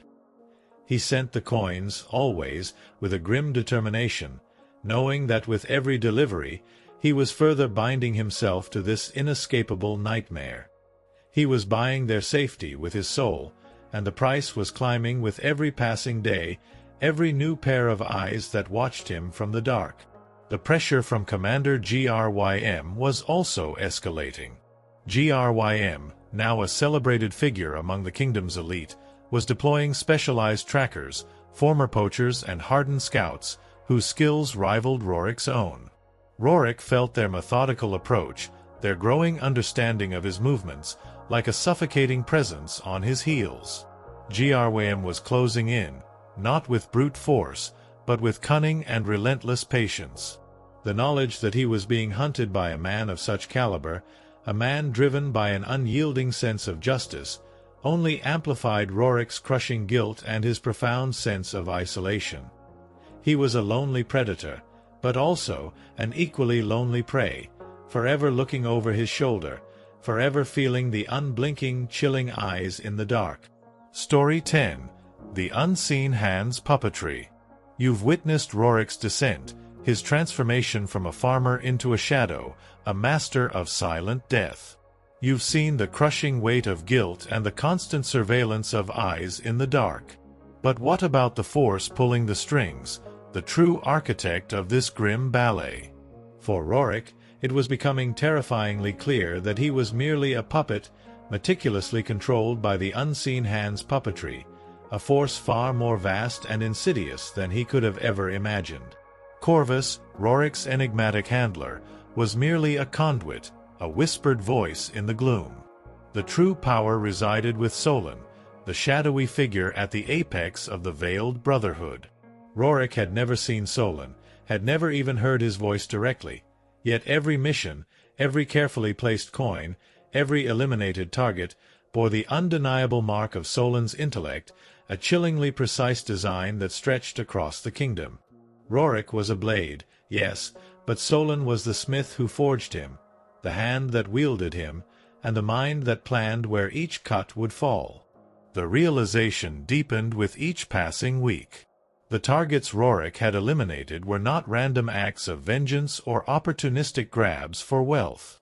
They were meticulously chosen pieces in a complex game of political chess. Lord Vaylor's accident had not just cleared a corrupt tax collector. It had instilled fear in others of his ilk, making them more compliant with unseen demands. The subtle discrediting of High Priestess Alice had undermined the Church's moral authority, opening fissures that Solon's agents could exploit. The disappearance of Master Tobin, the cartographer, hadn't just secured trade routes. It had also prevented rivals from discovering new pathways, cementing the Brotherhood's control over vital arteries of wealth. Each death, each disruption, was a meticulously placed domino, designed to topple the next, leading to a grand, unseen design. Roric began to see the patterns, to anticipate the ripple effects. He saw how the chaos he created was always to the benefit of the Veiled Brotherhood. They thrived on instability, on the fear and uncertainty that paralyzed the established powers. While the Church and the nobility scrambled to understand and react to the Shadow's attacks, Solon's agents moved unseen, quietly consolidating influence, acquiring assets, and installing their own compliant figures into positions of power. It was a silent coup, waged with whispers and knives rather than armies and sieges. The information Roric received from Corvus was always too perfect, too timely. It spoke of private conversations in closed chambers, of secret pacts made in hushed tones, of vulnerabilities known only to a select few. This suggested an intelligence network of breathtaking scale, infiltrating every layer of society, from the highest courts to the lowliest taverns. It meant the Veiled Brotherhood had eyes and ears everywhere, far more sophisticated than anything Commander Grym or Archbishop Valerius could muster. Roric himself, the infamous Shadow, was just one tiny, albeit potent, part of this vast, intricate web. This realization brought with it a new kind of dread. He wasn't just a killer. He was an unwitting conspirator in a plot that threatened to reshape the very foundations of his world. And the more he learned, the more he understood, the more he realized how truly trapped he was. To break free would mean exposing himself not just to Grym's relentless hunt, but to the cold, unforgiving wrath of Solon and the entirety of the Veiled Brotherhood, a force that could reach anywhere, extinguish anyone. His family, Lena and Bria, would be in unthinkable peril. His missions became less about brute force and more about intricate manipulation. He might be tasked with stealing a sealed letter from a baron's desk during a midnight raid, not for its contents, but simply to create suspicion and distrust between the baron and his allies. He might be ordered to spread a carefully crafted rumor in a specific social circle, igniting feuds and betrayals that would lead to a target's downfall without a single drop of blood being shed by Roric himself. He was becoming a ghost of influence, a phantom weaver of political discord, his hands stained not just with blood, but with the invisible ink of widespread manipulation. This psychological warfare was exhausting, far more draining than any physical confrontation. It required an absolute mastery of human nature, a chilling ability to predict reactions, to exploit weaknesses, to turn friends into enemies with a few well-placed words or actions. Roric felt his own sense of self dissolving, becoming a mirror reflecting the twisted desires of others, a puppet whose strings were pulled by an unseen, calculating hand. He began to search for clues about Solon, about the true nature of the Veiled Brotherhood, not out of defiance, but out of a desperate need to understand the entity that controlled his fate. He looked for patterns in the sigils Corvus provided, in the specific phrasing of the instructions, in the very types of individuals they targeted. He pieced together fragments, a preference for subtle undermining over overt conflict, an aversion to direct confrontation, a meticulous attention to detail, and an almost unnatural foresight. It was like trying to discern the shape of a monster by the shadows it cast, a terrifying and elusive quest. The fear for Lena and Bria intensified with this knowledge. If Solon's reach was truly limitless, if his network truly encompassed every corner of the kingdom, then what protection could Roric possibly offer them? The coins, once a symbol of their safety, now felt like a leash, tightening around his own neck, connecting them inextricably to the very darkness he tried to shield them from. He imagined Solon, a faceless entity, calmly observing his every move, knowing his every thought, holding the fate of his beloved family in an invisible grip. The relentless hunt by Commander Grym, though a direct threat, almost felt less daunting than the omnipresent reach of Solon. At least with Grym, the enemy was visible, his methods understandable, his pursuit tangible. With Solon, it was like battling a phantom, a whisper, an invisible force that permeated everything. Roric knew Grym was closing in, that their paths were converging, but he also understood that Grym was another pawn in Solon's larger game, an unwitting tool used to clean up the chaos Roric created, or perhaps to eliminate the shadow once its purpose was served. Roric found himself in a terrifying paradox. He was a master of his craft, a ghost in the market, a whisper in the wind, yet he was utterly powerless. His fate was not his own. It was woven into the intricate tapestry of Solon's grand design. The dreams of returning to Lena and Bria, of resuming a simple life, felt not just distant, but utterly impossible, crushed beneath the immense, suffocating weight of the unseen hand's puppetry. He was a string puppet, dancing to a deadly tune, and the only question that remained was when his strings would finally be cut, and by whose hand. Story 11. Shifting Sands of Power. You followed Roric's agonizing journey from the desperation of a starving farmer to the chilling precision of the Shadow, a man haunted by the cold embrace of guilt and constantly pursued by eyes in the dark, a mere tool in the unseen hand's puppetry.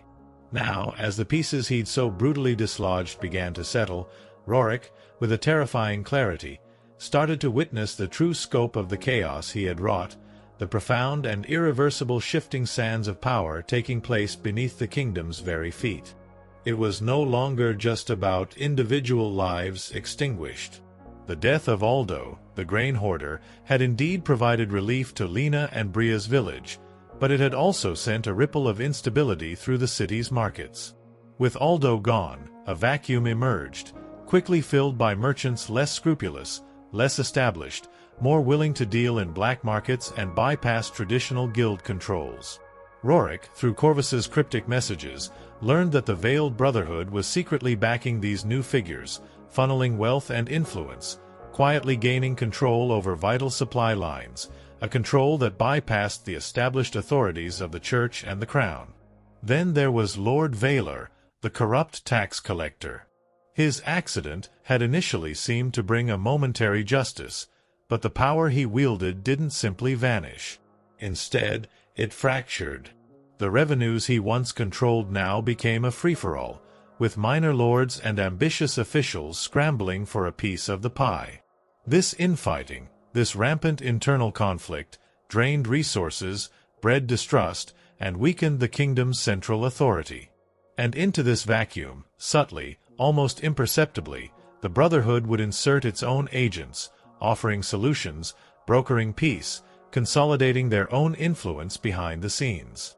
Roric realized he wasn't just killing a man, he was dismantling a system, piece by bloody piece. The discrediting of High Priestess Alice was perhaps the most unsettling. Her spiritual authority, once a unifying force, had crumbled. The Church, under Archbishop Valerius, found itself embroiled in scandal, its legitimacy questioned by its own flock. In the wake of this spiritual upheaval, new, more radical sects began to emerge, promising salvation outside the established hierarchy. Roric's information, filtered through Corvus, indicated that some of these sects, seemingly organic movements, were in fact subtly funded and manipulated by the Brotherhood, turning religious fervor into a tool for social unrest, further weakening the Church's hold on the common people. Even the seemingly innocuous disappearance of Master Tobin, the cartographer, had profound consequences. His maps, detailing previously unknown trade routes and hidden resources, never reached the king's court. Instead, copies found their way, undoubtedly through the Brotherhood's clandestine channels, into the hands of rival principalities, creating new economic skirmishes and territorial disputes that further destabilized the region. Roric was not just eliminating a man, he was rerouting the very arteries of the kingdom, diverting its lifeblood to unseen masters. The sheer scale of this manipulation was terrifying. Roric, once a simple farmer, was now an unwilling participant in a grand design that played with kingdoms as if they were mere game pieces. He understood that Solon and the Veiled Brotherhood sought not just power, but total unseen control, dismantling the old order brick by brick, preparing the ground for their own terrifying vision of a new world. His targets were not just obstacles, they were crucial structural beams in the established order, and Roric was the axe swinging, blindly, yet effectively, at their foundations. This growing understanding plunged Roric into an even deeper state of despair. His initial motivation, the desperate need to save Lena and Bria, now felt like a cruel trick, a lure into a labyrinth from which there was no escape. He was too deep, too intertwined, too complicit. He had thought his actions were confined to the individual, the immediate. But he was reshaping destinies, altering the course of history, all for the sake of two lives he could never truly return to. The very thought of returning, of facing Lena and Bria with the monstrous truth of what he had become, was now a source of profound anguish. The physical and emotional toll was immense. He rarely slept soundly, constantly haunted by the faces of his victims and the chilling whispers of Corvus. His body, once strong, was now a lean, scarred testament to endless vigilance and brutal efficiency.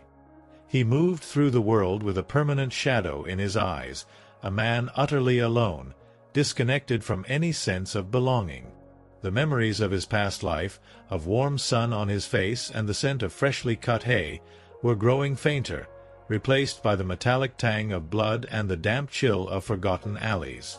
He was a creature of the dark, and the light felt increasingly alien. And then there was Commander Grym. The man was no longer just a zealous pursuer. He was a methodical, cunning adversary, driven by an almost obsessive need to capture the shadow. Roric heard the reports, filtered through Corvus's network, of Grym's progress.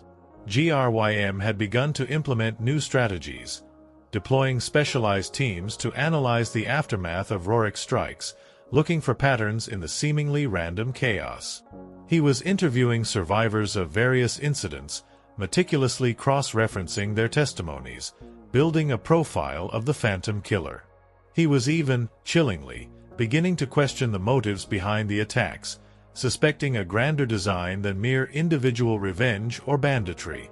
Grym was getting closer, not just physically, but intellectually, understanding the very nature of Roric's existence. One encounter, though brief, underscored Grym's relentless tenacity. Roric was in a bustling port town, tasked with ensuring a crucial shipment of Brotherhood-controlled textiles passed through unchecked. He had just finished his task, slipping a carefully forged manifest into a customs crate, when he caught a glimpse of Grym himself, standing on a nearby dock, his gaze sweeping the crowd with an unnerving intensity. Grym was not just looking for a man, he was looking for a ghost. Roric froze, melting into the shadows of a nearby warehouse. Grym lingered for a long moment, his eyes pausing, almost sensing Roric's presence, before moving on. The air crackled with a silent tension. It was a near miss, a chilling reminder that the hunter was gaining ground, his intuition sharp, his methods precise. Roric knew his time was running out. The shifting sands of power, while benefiting the Veiled Brotherhood, also drew more attention, more scrutiny, more desperate hunts. He was becoming a liability, a loose end in a meticulously woven tapestry. The ultimate sacrifice, The true cost of his desperate bargain was becoming agonizingly clear. He was a tool, and tools, once used, were eventually discarded. He was a living paradox, both indispensably effective for Solon's schemes and increasingly expendable as Grym's net tightened. He was the shadow, casting a long dark pall over the kingdom, and soon he knew that shadow would be extinguished, its purpose fulfilled, its dreams faded by the very hand that had wielded it. Story 12. A Web of Whispers. You followed Roric as he's wrestled with the profound guilt of his actions and the terrifying realization that his grim work was orchestrating shifting sands of power across the kingdom. But as his senses sharpened, as his understanding of Corvus's cryptic messages deepened, he began to perceive something far more insidious, something that truly tightened the invisible chains around him. A pervasive, omnipresent intelligence network, a suffocating web of whispers that extended into every shadowed corner of the medieval world. It began with seemingly insignificant details in Corvus's instructions. A target's preferred brand of ale, a mistress's secret rendezvous, a minor official's gambling debts, information that seemed too trivial for the grand schemes of the Veiled Brotherhood, yet vital for Roric's surgical precision. He realized that this wasn't just about powerful figures with their own informants. It was about an unseen current of information, flowing ceaselessly, feeding a central, calculating mind. Roric saw it everywhere now. The seemingly innocuous beggar in the market square, his eyes too sharp, his ears too keen for a man supposedly starving. The quiet stable hand who somehow always knew the precise departure times of important couriers. The garrulous tavern keeper, whose seemingly harmless gossip often contained thinly veiled nuggets of sensitive information. They were the threads, the silent, unassuming nodes in this vast, unseen network. They were the eyes in the dark, yes, but they were also the ears, the voices, weaving a comprehensive tapestry of knowledge. He observed a small incident in a bustling inn, a minor noble, slightly too drunk, boasting about a clandestine meeting with a rival lord. Within hours, Corvus's next message to Roric contained precise details of that very meeting, information that could only have come from someone within that inn, someone who heard the drunken boasts and reported them up the chain. Roric felt a cold dread settle in his stomach. It wasn't just about targets anymore. It was about every word spoken, every secret kept, every move made. The Veiled Brotherhood knew everything, and they were using that knowledge to exert absolute, unseen control. This made every interaction a calculated risk, every conversation a potential trap. Roric, already isolated, now found himself utterly alone, trusting no one, speaking to no one unless absolutely necessary for a mission. Even the simple act of buying a loaf of bread or a flask of water became an exercise in paranoia. Was the baker a Brotherhood informant? Was the water carrier secretly reporting on his movements? The very air seemed to crackle with unseen eyes and unheard whispers, tightening around him like a noose. The Brotherhood's goals, as revealed through this web of whispers, were not merely destructive. While Roric's work shattered old power structures, the whispers built new ones. They subtly influenced appointments, engineered marriages, forged alliances. They knew which merchants were susceptible to bribery, which knights could be swayed by promises of glory, which priests held secret vices that could be exploited. They were not merely tearing down. They were meticulously reconstructing, building their own empire from the shadows, ensuring that every new piece that fell into place was ultimately under Solon's distant, chilling command. Corvus, sensing Roric's growing awareness, sometimes offered cryptic insights. Knowledge, Roric, his messages would sometimes begin, scrawled on rough parchment in a tight, precise hand, is the true currency of power. A sword can take a life, but a whisper can fell an empire. These words, chillingly accurate, painted a picture of Solon as a grand chess master, playing with the very fabric of society, and Roric as merely a powerful pawn, a piece whose movements were predicated on the meticulous intelligence gathered by this immense, invisible network. The emotional toll was immense. Roric's guilt, already a heavy burden, was amplified by the knowledge that he was not just a killer, but an enabler of this pervasive control. He was helping to weave this oppressive web, binding the innocent and the corrupt alike into Solon's grand design. He was the tool of a tyranny that was far more insidious than any visible king or bishop, because it operated in the dark, unseen, unheard, untouchable. He longed for the simplicity of his old life, the comforting predictability of the seasons, the honest sweat of physical labor. He yearned for the genuine, unburdened laughter of Bria, the quiet, unwavering presence of Lena. But these memories were becoming increasingly painful, tainted by the monstrosity he had become. The coins, which ensured their survival, also solidified his chains, binding him ever tighter to this web of whispers that would never let him go. He was buying their freedom, but at the cost of his own, and indeed his very soul. And Commander Grym, the relentless hunter, was also operating within his own intelligence network. Roric's constant vigilance allowed him to pick up on Grym's countermeasures. Grym's men were questioning the same beggars, bribing the same tavern keepers, trying to unravel the same threads that Roric was becoming so adept at navigating. This meant that Roric was not only operating within Solon's web, but also constantly evading Grym's increasingly sophisticated attempts to pierce through it. The tension was suffocating, a dual pressure from both the orchestrators and the pursuers, leaving Roric with literally no sanctuary. One close call occurred in a bustling merchant district. Roric was tasked with confirming a Brotherhood agent's identity within a large caravan. He was disguised as a worn-out traveler, blending with the weary crowds. As he moved through the throng, he overheard a familiar voice, a rough accent he recognized from a previous Grym patrol. Hidden behind a stack of barrels, Roric saw two of Grym's trackers, one a former poacher known for his uncanny tracking skills, the other a sharp-eyed ex-guardsman. They were questioning a merchant, their words low, precise, asking about a figure who moved like a shadow, mentioning details that could only come from thorough investigation of Roric's previous movements. Roric's heart hammered against his ribs. He was not just a myth. He was a profile, and Grym was building it piece by piece, closing in, using his own form of counter-whispers to try and untangle Roric's elusive path. The realization was chilling. Grym was not just hunting the shadow, he was learning its very language, trying to expose the web, thread by agonizing thread.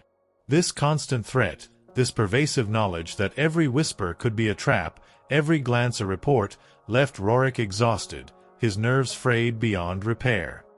He was trapped in a perpetual dance of evasion and execution, forever navigating the invisible currents of information, a lone phantom caught in a vast, silent web of whispers, its threads tightening, drawing him ever closer to an inevitable unseen end. Story 13. The Hunter Becomes the Hunted. You've witnessed Roric's descent, his grim transformation into a ghost in a world teeming with a web of whispers. You've seen the toll of his guilt and the relentless strings of Corvus and Solon. But as the Veiled Brotherhood tightened its unseen grip on the kingdom, and as Commander Grym's pursuit grew ever more relentless, a new, chilling reality began to dawn on Roric. He wasn't just a hunter anymore. He was becoming the hunted, and the game was about to enter its most dangerous phase. It was a subtle shift at first, a faint tremor in the air that only Roric, with his hyper-attuned senses, could detect. His initial missions had been about discretion, about vanishing after the deed was done. Now, the emphasis from Corvus subtly changed.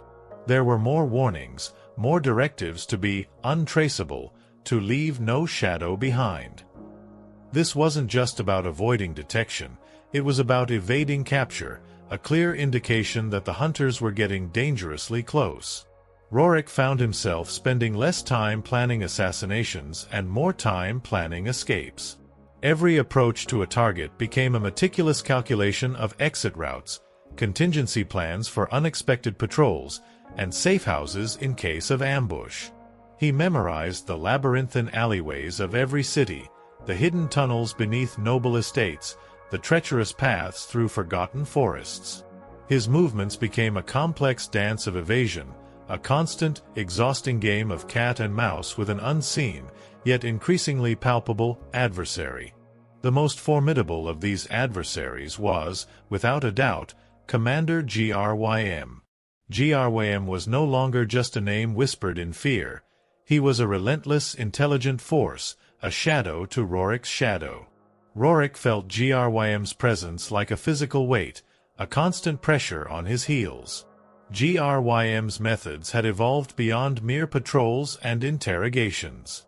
He was deploying specialized teams, men trained in tracking, in counter-espionage, even in rudimentary psychological profiling. They were learning to think like Roric, to anticipate his moves, to decipher the logic of his seemingly chaotic strikes. One chilling incident cemented this new reality.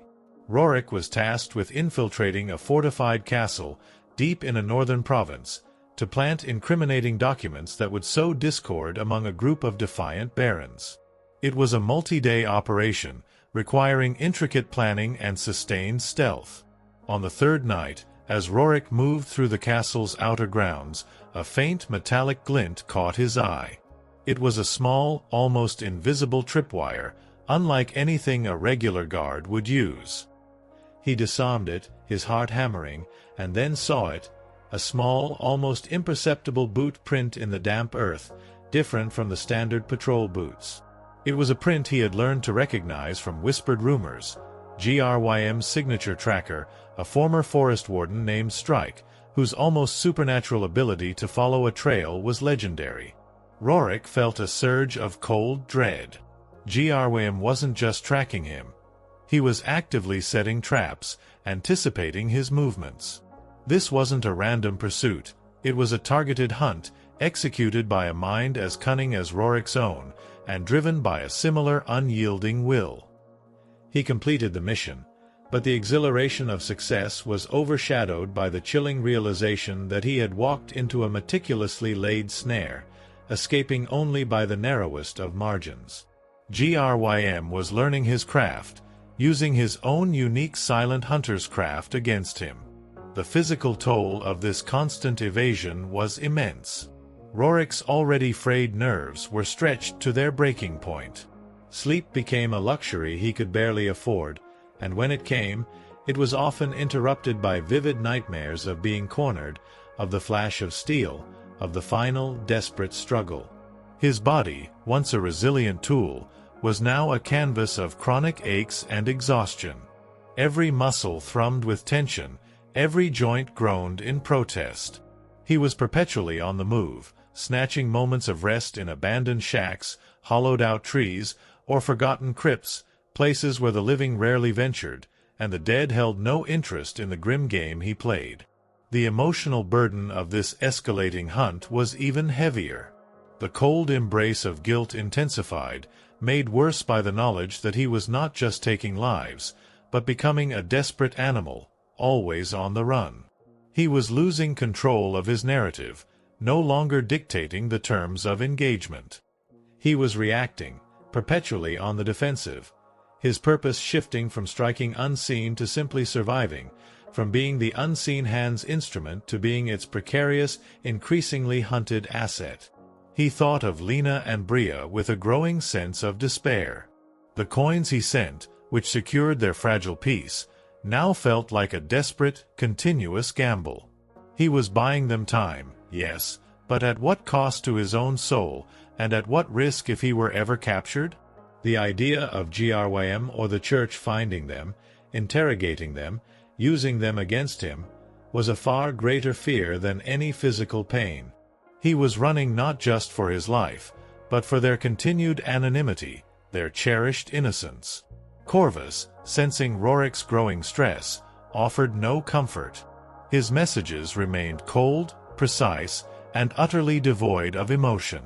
They now often included details about Grym's movements, almost as if to taunt Roric, to remind him of the inevitability of the hunt. The hunter must know his prey, one message read, a chilling affirmation that Corvus was fully aware of the escalating danger, and perhaps even intended for Roric to be pushed to his limits, to become even more desperate, even more lethal in his evasion. It was clear that even Grym was merely another piece in Solon's grand design, a force used to mold Roric into a more potent weapon, or perhaps to wear him down for a final, predetermined end. Roric began to see the patterns in Grym's pursuit. Grym wasn't just following tracks. He was predicting Roric's likely targets based on the political tremors caused by the shifting sands of power. He was using the very chaos Roric created to narrow down the search area, to anticipate his next move. The web of whispers that Roric had come to understand was now being partially exploited by Grym's own network, transforming the hunt into a complex, multi-layered game of intelligence and counterintelligence. He was a lone wolf, pursued by a pack that grew smarter, faster, and more relentless with each passing day. The freedom of the shadow, the power of invisibility, had been an illusion. He was trapped, a prisoner of his own effectiveness, constantly looking over his shoulder, his every fiber screaming with the primal urge to survive. The weight of his past deeds, the chilling clarity of his present peril, and the fading hope of a future free from this nightmare, all converged into a single agonizing truth. The hunter had become the hunted, and the next confrontation, he knew, would be his most perilous yet, perhaps his last. Story 14. No Sanctuary.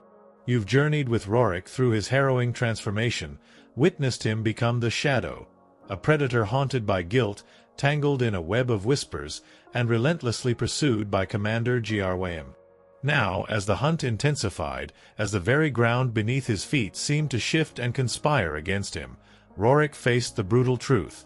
There was no sanctuary left for him in this world. Every shadow held a potential threat, every moment of rest was a dangerous gamble, and the concept of peace had become a cruel, distant memory. The realization didn't come in a sudden, dramatic revelation, but rather through a slow, grinding accumulation of near misses and chilling close calls. He had always relied on his ability to melt into the background, to become utterly unremarkable, to find hidden nooks where he could briefly vanish. But Grym, with his uncanny intellect and growing network of trackers, was systematically dismantling these safe havens. Roric found a long-abandoned hunting lodge deep within a dense forest, a place so remote that common folk avoided it, whispering tales of spirits. He spent 3 days there, resting, sharpening his blades, trying to reclaim a sliver of peace. On the 4th morning, a subtle change in the air, a faint scent of wood smoke not his own, alerted him. He watched from the dense undergrowth as 2 of Grym's trackers, grim-faced and methodical, entered the lodge, their movements suggesting they knew exactly what they were looking for. They didn't find him, but they left behind a clear message, a small, crudely carved wolf, a symbol of Grym's relentless pursuit, placed prominently on the hearth. Roric felt a cold dread. Even his most secret refuges were no longer safe. This meant a perpetual state of movement, a nomadic existence driven by desperate evasion. He walked for days without true rest, sleeping only in short, snatched intervals, often perched precariously in the branches of a tree or huddled in a shallow cave, his senses alert to every rustle, every distant sound. Hunger became a constant companion, a dull ache that mingled with the gnawing fear. He ate what he could find: wild berries, small game he caught and cooked quickly over a concealed fire, or meager rations he managed to procure in isolated hamlets. His body, once strong, became gaunt, fueled by adrenaline and sheer will. The mental exhaustion was perhaps even more profound. The constant need for vigilance, the inability to ever truly relax, eroded his mind. He found himself questioning every instinct, every decision. Was that rustle truly just the wind, or a hidden tracker? Was that distant dog's bark just a shepherd's hound, or Grym's notorious bloodhound, Fenris, known for its relentless scent tracking?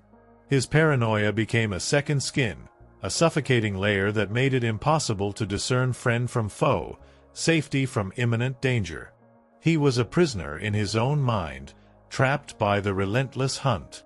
His dreams, when they came, were less of Lena and Bria now, and more of an endless chase.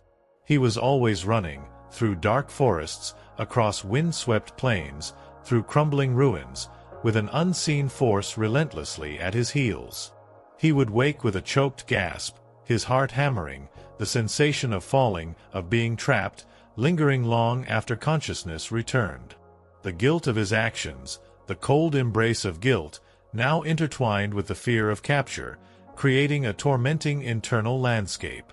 The directives from Corvus and the Veiled Brotherhood continued, detached and unyielding. The coins, once a symbol of hope for his family, now felt like the chains binding him to this eternal torment. He was still expected to perform his gruesome tasks, to contribute to the shifting sands of power, even as his own world crumbled. He knew that the Brotherhood would not tolerate weakness, and certainly not capture. If Grym ever took him, the Brotherhood would silence him, swiftly and permanently, to protect their secrets and, by extension, endanger Lena and Bria. He was caught between two unstoppable forces, Grym's relentless pursuit and Solan's unforgiving control. One particularly harrowing night, Roric was traversing a remote, snow-covered mountain pass, seeking to cross into a different territory for his next target. The blizzard had picked up, turning the world into a swirling vortex of white. He stumbled, his feet numb, his vision blurred. He could feel the frost biting at his exposed skin, promising a quiet, peaceful end. But the image of Bria's small face, her innocent eyes, flashed before him, jolting him back to the agonizing present. He pushed on, driven by a primal will to survive for their sake. As he reached a narrow, treacherous ridge, he saw them. A small detachment of Grym's men, huddled against the biting wind, their cloaks almost indistinguishable from the snow. And with them, he saw the massive dark shape of Fenris, its nose twitching, its eyes gleaming red in the faint moonlight. They were not waiting for him. They were following a precise trail, Strike, the tracker, undoubtedly guiding them. Roric realized, with a chilling certainty, that Grym had anticipated this route, that he had somehow known where Roric would be, even in this desolate, unforgiving wilderness. The hunt had become personal, a grim dance between two minds. Roric found a perilous detour, a sheer rock face that would require a climb too dangerous for the heavily armed soldiers.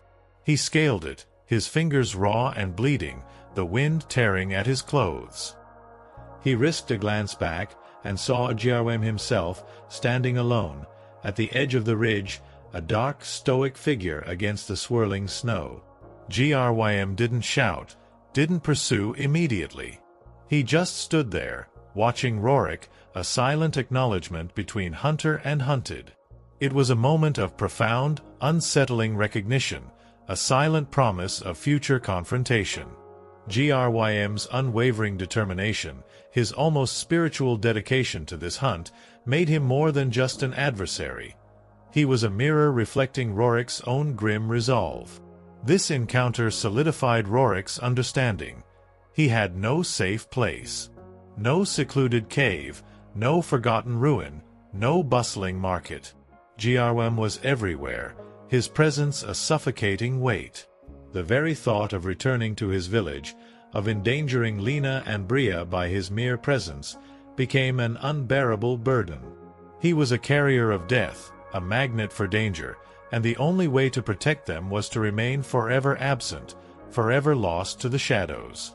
He continued his missions, not out of choice, but out of necessity, a grim automation.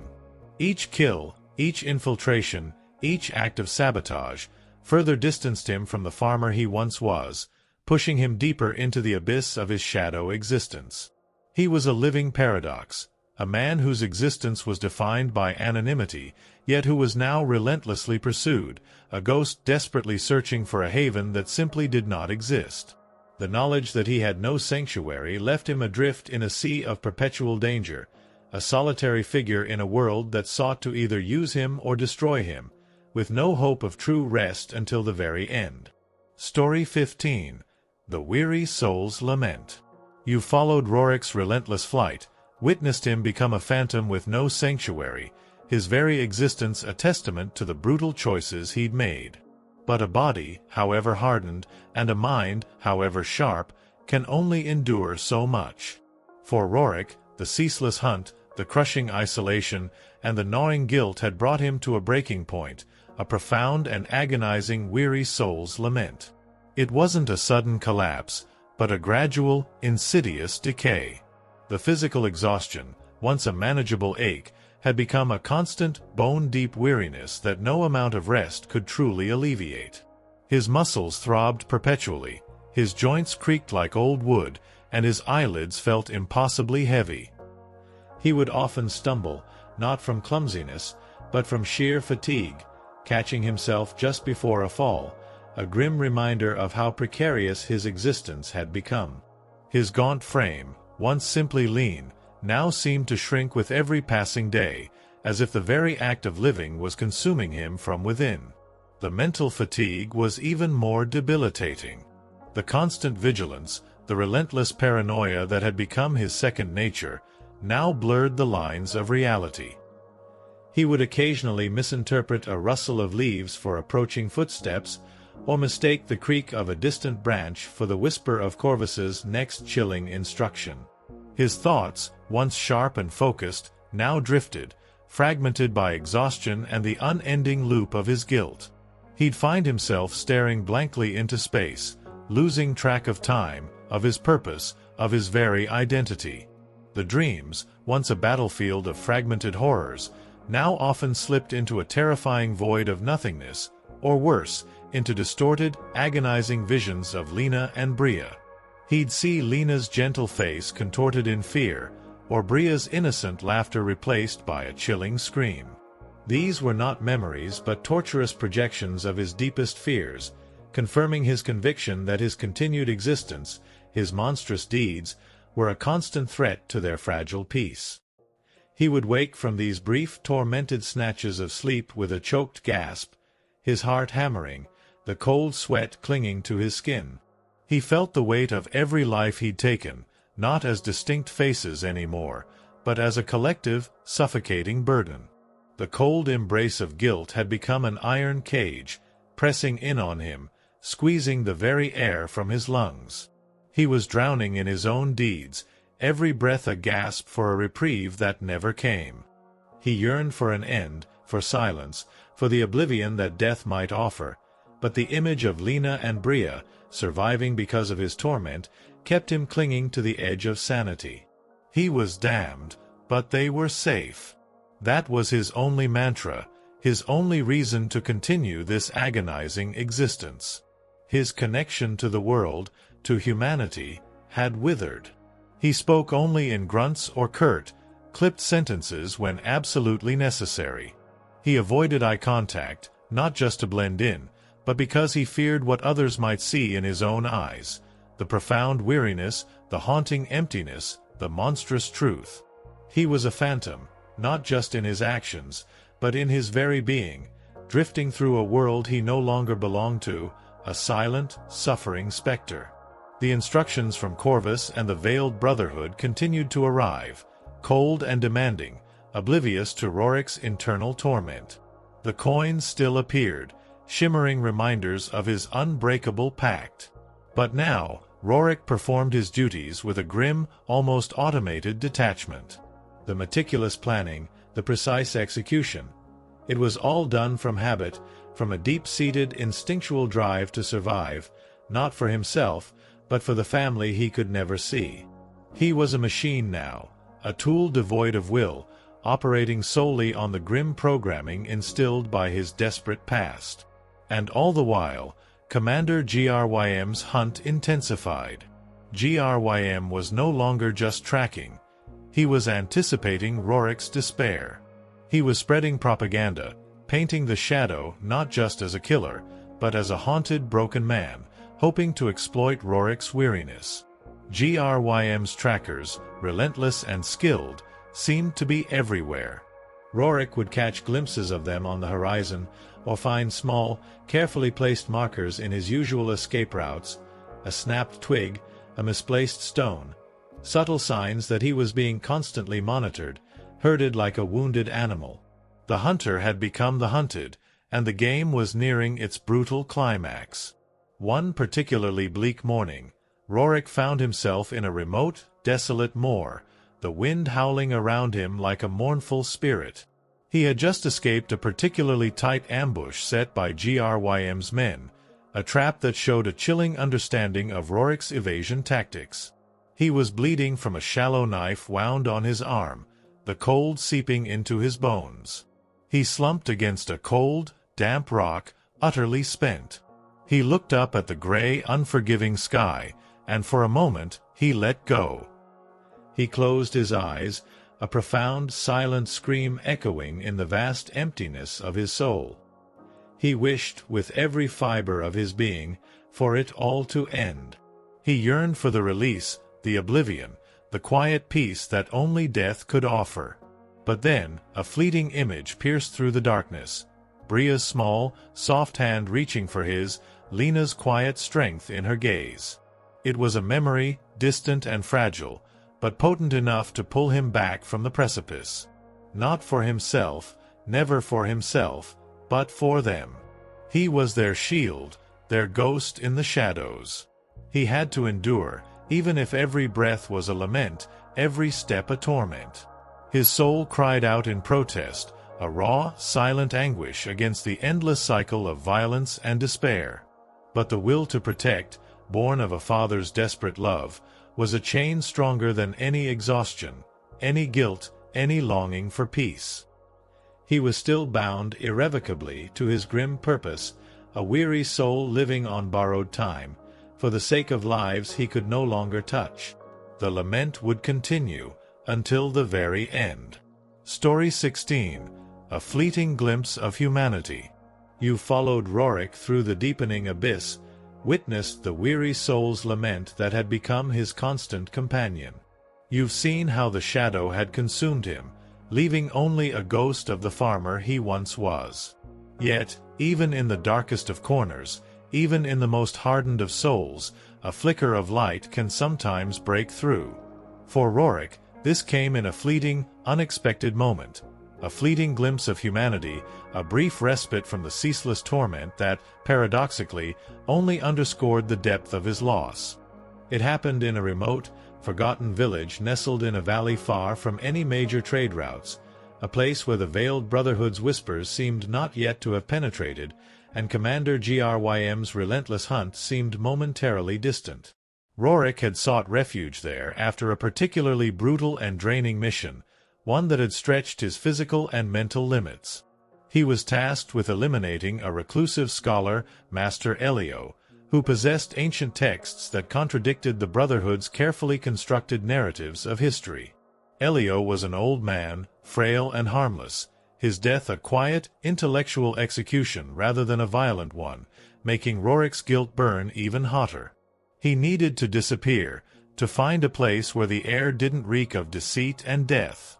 The village was small, isolated, its people humble and distrustful of outsiders, but not unkind. Roric adopted the guise of a mute, weary traveler, his face obscured by a traveler's hood, his gaze downcast. He offered to help with menial tasks in exchange for food and a place to rest, his movements slow and deliberate, designed to draw no attention. He expected suspicion, coldness, perhaps even outright hostility. Instead, he found a quiet, simple acceptance. It was an old woman, Mavis, who broke through his carefully constructed wall of isolation. She was the village healer, her hands gnarled with age, her eyes wise and infinitely kind. Roric had found himself seeking solace in the quiet solitude of the communal well, drawing water in the evenings, when she approached him. She didn't speak, just observed him with a gentle, knowing gaze that seemed to pierce through his disguise, not to reveal his secrets, but to acknowledge his pain. She offered him a small clay cup of warm herbal tea. It scent earthy and comforting.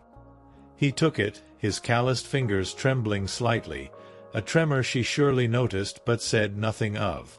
Mavis began to leave him small bowls of warm stew by the fire, a piece of freshly baked bread, a clean, mended tunic. She never spoke of his silence, never questioned his origins. She simply offered kindness, quiet understanding, and a profound, wordless compassion. She would sit near him in the evenings as he ate, spinning wool by the fire, her presence a soft, warm blanket against the biting cold of his internal world. She seemed to see not the shadow, not the killer, but the deeply wounded man beneath.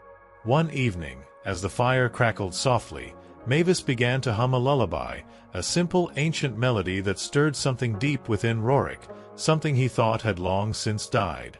It was the same melody Lena used to hum to Bria when she was a babe, a forgotten tune that suddenly resonated with aching clarity.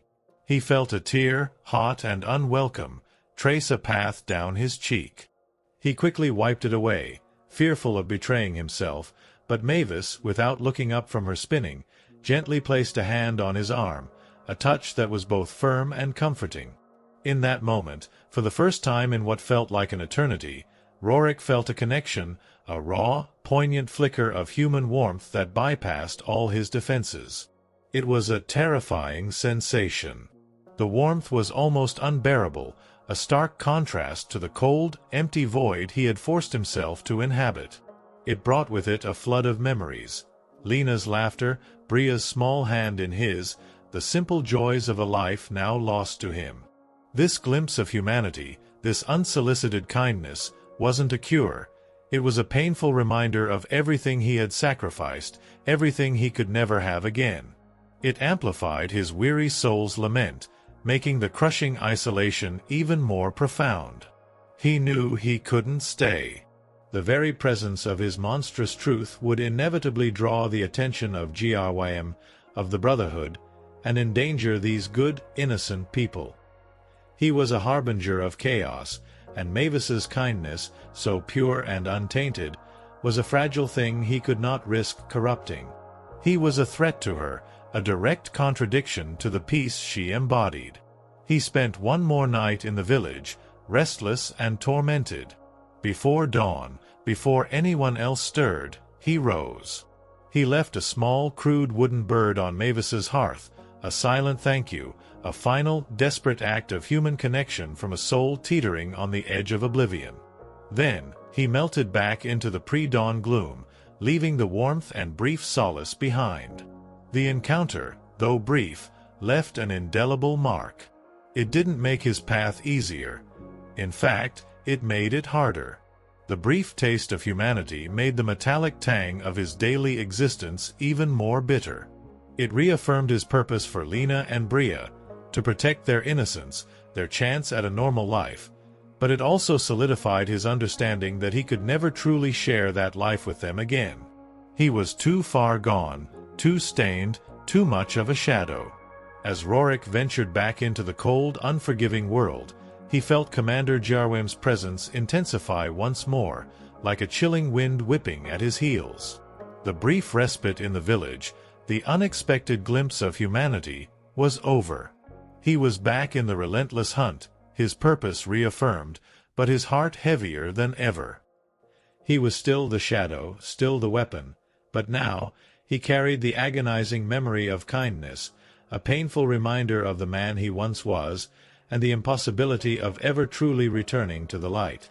The lament continued, but now it was underscored by the quiet, aching melody of a forgotten lullaby.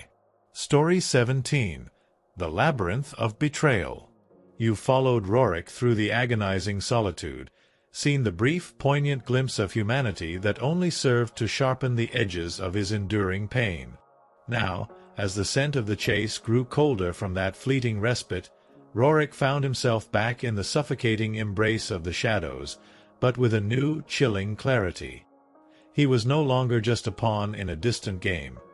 He was a piece caught in the labyrinth of betrayal, where every alliance was a lie, every trust a trap, and even his own puppet masters might have deeper, more sinister intentions.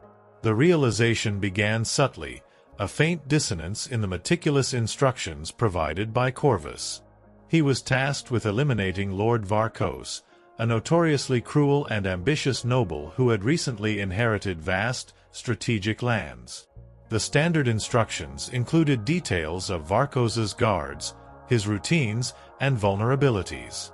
But unusually, Corvus also provided details of a clandestine meeting Varkos was planning with a representative of Archbishop Valerius, hinting at Varkos's intention to align with the Church, offering a new, stronger front against the very forces Solon and the Veiled Brotherhood sought to undermine.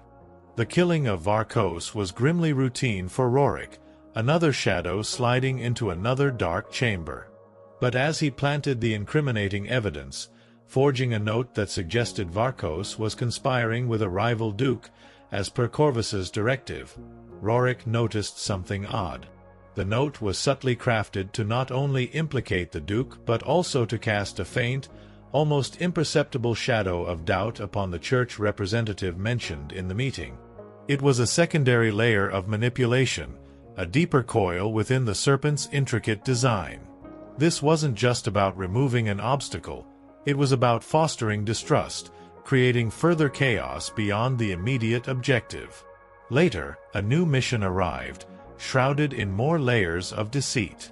Roric was to eliminate Baroness Isolde, a well-loved figure known for her extensive charitable works, yet also for her unwavering loyalty to a powerful noble house that had long resisted the Brotherhood's influence.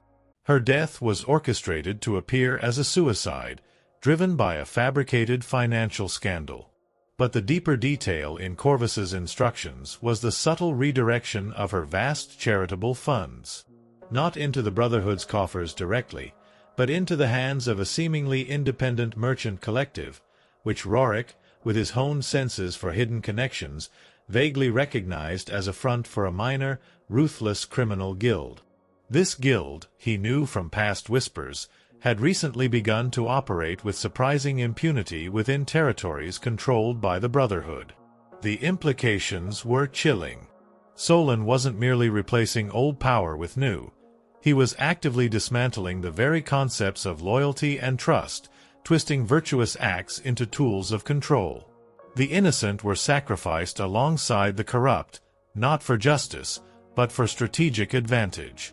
The Brotherhood wasn't just eliminating enemies, it was infiltrating and corrupting existing structures, turning former rivals into unwitting accomplices, and even seemingly benevolent organizations into conduits for their dark agenda. Roric found himself caught in a moral quagmire that went beyond his personal guilt. He was not only a killer but a participant in a grand scheme that seemed to poison everything it touched. He was a weapon wielded in a war of shadows, where friend became foe with the shift of a whisper, and loyalty was merely a temporary convenience. He began to question every piece of information Corvus provided, every target, every seemingly logical reason. Were these individuals truly obstacles to the Brotherhood, or were they merely convenient pawns whose removal served a deeper, more treacherous game? The psychological burden was immense. He was forced to constantly analyze not just his environment, but the very fabric of his instructions, searching for the hidden machinations, the layers of deceit. This required a level of intellectual engagement that was far more draining than any physical exertion. He felt his mind, already strained by perpetual paranoia and exhaustion, bending under the weight of this intricate web of lies. He was a player in a game where everyone was a potential deceiver, and his own existence was contingent on navigating a moral landscape utterly devoid of truth. His already profound isolation deepened. How could he trust anyone, when the very structure he served was built on a foundation of betrayal? How could he cling to the fading memories of Lena and Bria, when the purity he associated with them seemed so utterly impossible in the face of his daily reality? The coins, the very essence of his grim pact, now felt less like a means of salvation and more like a cruel payment for his soul's continued torment. The constant tension of living within this labyrinth of deceit, The endless calculations of who was truly betraying whom left Roric even more weary. He was a solitary figure, constantly looking over his shoulder, not just for Commander Grym, but for the unseen agents of Solon himself, for the inevitable moment when the unseen hand would decide his usefulness had ended. He knew that the Brotherhood would never allow a living, compromised asset to walk free. His eventual end would be at their hands, silent and swift, to protect the secrets he carried. And Grym, the relentless hunter, was not just tracking Roric. He was also beginning to unravel the same threads of betrayal. Roric, through his own information gathering, heard whispers of Grym's progress in understanding the broader conspiracy. Grym's investigations were no longer just about the Shadows' kills. They were delving into the very political shifts Roric had orchestrated, linking the seemingly disparate assassinations to a larger, more organized force. Grym was piecing together the existence of the Veiled Brotherhood, unknowingly following the same twisted paths of manipulation that Roric was forced to tread. One grim night, Roric was observing a covert meeting between a minor noble and a known Brotherhood informant, a task given to him not to kill, but to merely witness and report. As he watched from the shadows, he saw Grym's lead tracker, Strike, appear from a different alley, seemingly tracking the informant. Strike's movements were cautious, methodical, clearly on an intelligence-gathering mission, not a direct pursuit of Roric. It was a chilling confirmation. Grym was getting dangerously close to understanding the true nature of the unseen hand. Roric melted away, unnoticed, the implications heavy on his soul. Grym was not just hunting him. He was hunting the very organization that controlled Roric's life, creating a three-way dance of hunter, hunted, and the unseen puppet master. Roric was trapped in a tightening vice. On one side, Grym's relentless and increasingly intelligent pursuit, now focused on the larger conspiracy. On the other, the suffocating, morally bankrupt control of the Veiled Brotherhood, who would betray anyone, including their own agents, to protect their secrets. He was a spider caught in his own web, every strand a potential source of his undoing. The path forward was murky, twisted by endless deception, and the chilling realization that he was deeply, inextricably entangled in the labyrinth of betrayal left him with no hope of escape, only the grim certainty of a final, desperate act. Story 18. The Serpent's Whisper, Unseen. You've seen Roric ensnared in the labyrinth of betrayal, where every shadow held a deeper, more treacherous secret. Now, as his understanding of the Veiled Brotherhood's machinations deepened, a chilling realization solidified. The true power wasn't in the blade he wielded, nor in the political chaos he created. It was in the subtle, pervasive influence of the Serpent's Whisper, unseen, a silent, insidious force that infiltrated every corner of the kingdom, manipulating hearts and minds with a venomous subtlety that was far more dangerous than any overt act of violence. Roric had always known Corvus was a messenger, a conduit for the commands of Solon, the unseen architect. But as the missions became less about direct elimination and more about psychological warfare, Roric began to grasp the true nature of the Brotherhood's control. They didn't just remove obstacles. They cultivated them, nurtured weaknesses, and then exploited them with surgical precision, leaving behind a trail of suspicion, paranoia, and internal strife. Consider the case of Chancellor Borin. Roric was tasked not with killing him, but with orchestrating his downfall through a series of fabricated scandals and whispered accusations. Borin was a loyal, if somewhat unimaginative, servant of the crown, but he harbored a deep-seated, almost pathological fear of losing his position. The Brotherhood, through its web of whispers, had painstakingly gathered intelligence on Borin's minor indiscretions, a gambling habit he'd long since abandoned, a youthful indiscretion with a commoner, a perceived slight against a rival noble years ago. Roric's mission involved subtly reviving these old fears, planting false evidence of current corruption, and spreading rumors that Borin was secretly aligning himself with foreign powers. He didn't use violence. Instead, Roric became a master of perception. He placed forged letters where they would be, accidentally, discovered by the right eyes. He ensured that seemingly innocent conversations in taverns, carefully crafted by Brotherhood agents, would turn just enough to cast doubt on Boren's character. He even, chillingly, managed to make a trusted advisor to Boren begin to question his chancellor's loyalty, simply by providing a false account of a supposed secret meeting. The effect was devastating. Boren, consumed by paranoia and suspicion, made a series of panicked decisions, alienating his allies, and ultimately leading to his public disgrace and removal from office without a single drop of blood being shed by Roric. The Whisper, unseen, had done its work. This kind of mission was far more agonizing for Roric than a quick kill. It was a slow, agonizing psychological torment, witnessing the unraveling of a man's life, reputation, and sanity, all orchestrated by his unseen hand. He saw the genuine anguish in Boren's eyes as his world crumbled, the desperate attempts to defend himself against charges that were both true and false, spun into an undeniable tapestry of ruin. Roric found himself battling not just his cold embrace of guilt, but a new, more insidious form of self-loathing. He was not merely a killer. He was a destroyer of truth, a manipulator of trust, a corrosive agent against the very fabric of human relationships. He realized that this serpent's whisper was everywhere, insidious and pervasive. It was the disgruntled servant bought for a few coins to leak a secret. It was the ambitious minor noble, fed carefully curated half-truths to fuel his own greed and betray his lord. It was the seemingly accidental fire in a rival merchant's warehouse, subtly arranged by the Brotherhood's arsonists, creating a vacuum in the trade that the Brotherhood would then fill.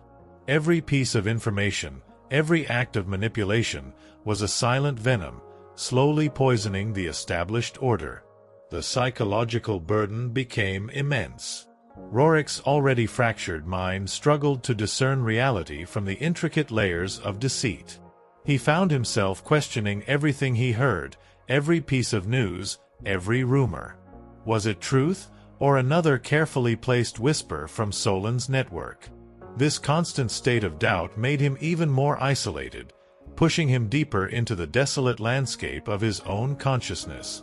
His weary soul's lament grew louder, a silent scream against the ceaseless psychological warfare. He understood now why Solon operated in such deep shadow. Solon wasn't interested in visible power, in thrones or crowns. He sought absolute, hidden influence, controlling the very narratives, the very beliefs that governed the kingdom. The Brotherhood's power lay not in force, but in the unseen manipulation of human nature, twisting ambition, fear, and greed into tools for their own grand design. Roric was a vital, yet disposable, instrument in this grand, terrifying game of unseen control. The very success of Roric's increasingly subtle methods, however, also made him a bigger target. The lack of physical evidence, the accidents and suicides that defied simple explanation, intensified the suspicion of those who still sought to uphold the old order. Archbishop Valerius railed against invisible evils and whispers of the devil, his sermons growing more desperate, more paranoid. And Commander Grym, with his relentless intellect, was beginning to connect these seemingly disparate incidents. Grym's methods were evolving. He was no longer just tracking physical footprints. He was analyzing patterns of political and social instability, seeking the unseen hand behind the chaos. Roric heard through his filtered channels that Grym had begun to focus his investigations on the flow of information within the kingdom, questioning how certain rumors began, how scandals emerged, how specific individuals were suddenly discredited.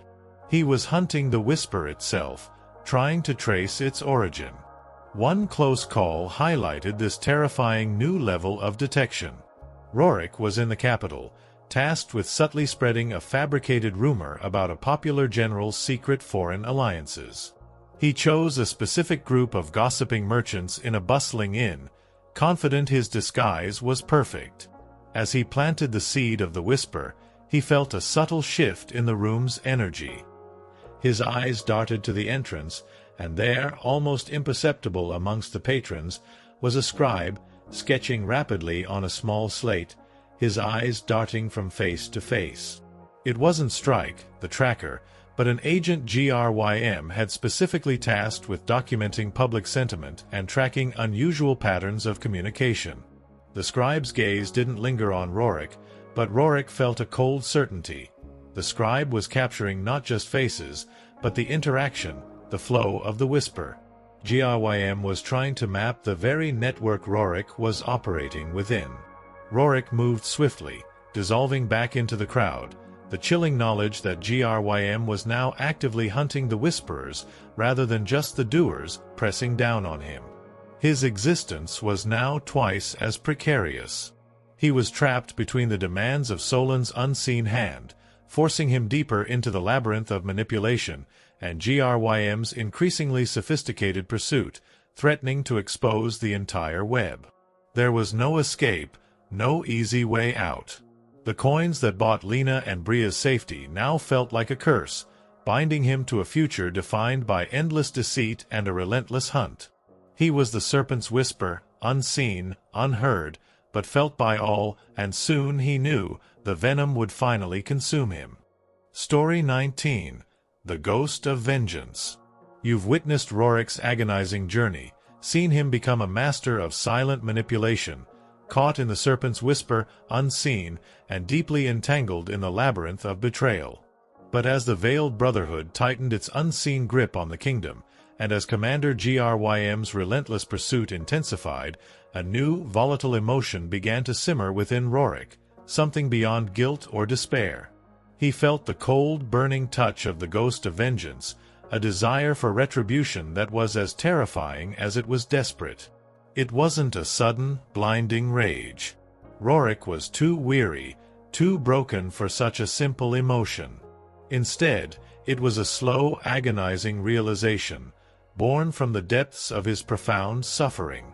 He had sacrificed everything: his home, his identity, his very soul. He had become a monster, a tool of death and manipulation, all for the sake of Lena and Bria. Yet, with every passing day, the hope of ever returning to them, of ever reclaiming a semblance of his old life, faded further. He was a prisoner, and the very entity he served, Solon and the Brotherhood, felt less like a protector and more like a cruel, invisible jailer. The catalyst for this shift was a particularly brutal assignment from Corvus. Roric was ordered to eliminate Father Kieran, a kindly, unassuming village priest known for his unwavering compassion and his quiet resistance to the church's increasingly harsh policies. Kieran had been organizing local farmers into small, self-sustaining cooperatives, bypassing the central granaries controlled by merchants secretly allied with the Brotherhood. His efforts were small, noble, and directly threatened Solon's growing control over the kingdom's food supply. The mission was to be swift, silent, and without a trace, making it look like a heart attack in his sleep. Roric infiltrated Kieran's humble rectory, his movements as fluid and silent as always. He found the priest asleep, a worn Bible clutched to his chest.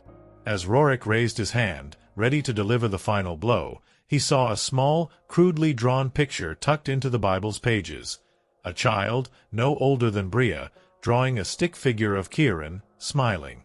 A small, innocent child, who would wake up to a world without the kind priest who likely offered them comfort and sustenance.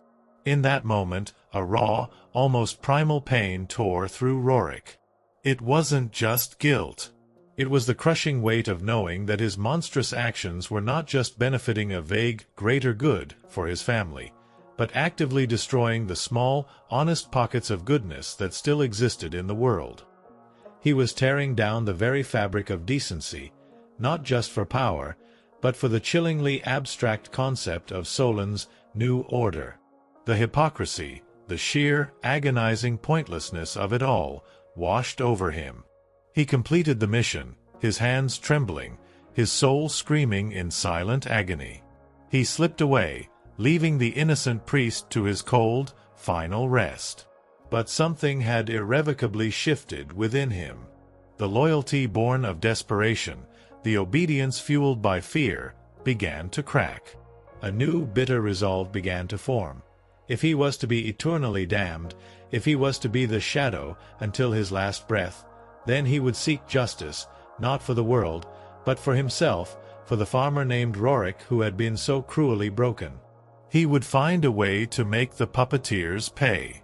This nascent desire for vengeance became a grim, internal fire, burning low but steadily. It fueled his movements, giving him a new, chilling purpose beyond mere survival. He continued his missions for Corvus, playing the obedient tool, but now his mind was constantly working, analyzing, searching for weaknesses within the Brotherhood itself. He paid closer attention to the subtle cues in Corvus's messages, searching for inconsistencies, for vulnerabilities, for any hint of internal strife within the unseen ranks of Solon's organization. He was still a puppet, but now he was a puppet planning its own grim rebellion. His already heightened senses became even more acute. He now listened not just for external threats, but for the subtle discord within the web of whispers. He noted which Brotherhood agents seemed less loyal, which informants appeared more vulnerable to blackmail, which routes seemed less secure. He began to gather his own separate intelligence, creating a mental map of the Brotherhood's inner workings, its strengths, and, more importantly, its weaknesses. The isolation, once a suffocating burden, now became a perverse form of liberation. He had nothing left to lose, no one left to betray but himself.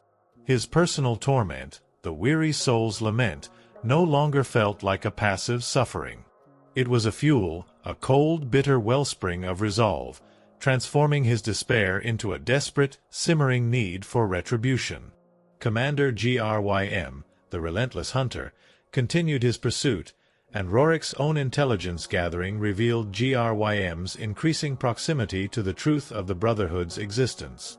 Grym was no longer just a threat. He was a potential, unwitting ally.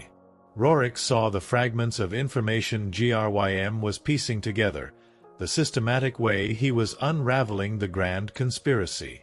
Grym's own single-minded pursuit of justice, his unwavering moral compass, made him a diametrically opposed force to Solon's insidious manipulation. Roric began to consider the unthinkable. Could he, the shadow, somehow use the light, the unwavering pursuit of justice, to achieve his own grim vengeance? One night, while observing a Brotherhood safehouse in a desolate, abandoned district, Roric saw a small detachment of Grym's men, led by Strike, Grym's lead tracker, approaching from a distance.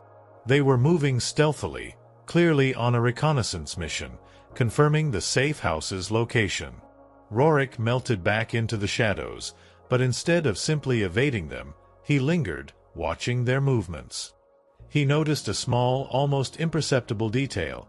Strike's men were using a specific hand signal, a unique sequence of finger movements that Roric had only ever seen used by former military scouts loyal to the crown.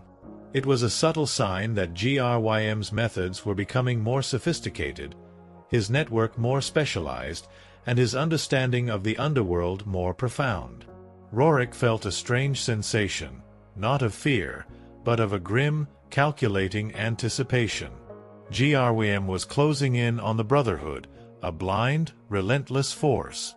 Roric, the ghost of vengeance, was already inside, waiting, observing, and plotting.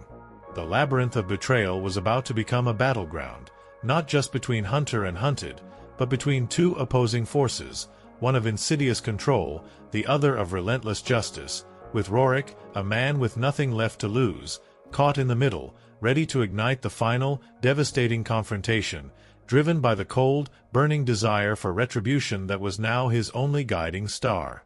Story 20. The Unraveling Threads. You've witnessed Roric's descent into the abyss, seen him transform from a desperate farmer into the ghost of vengeance, driven by a bitter resolve against the very forces that consumed him.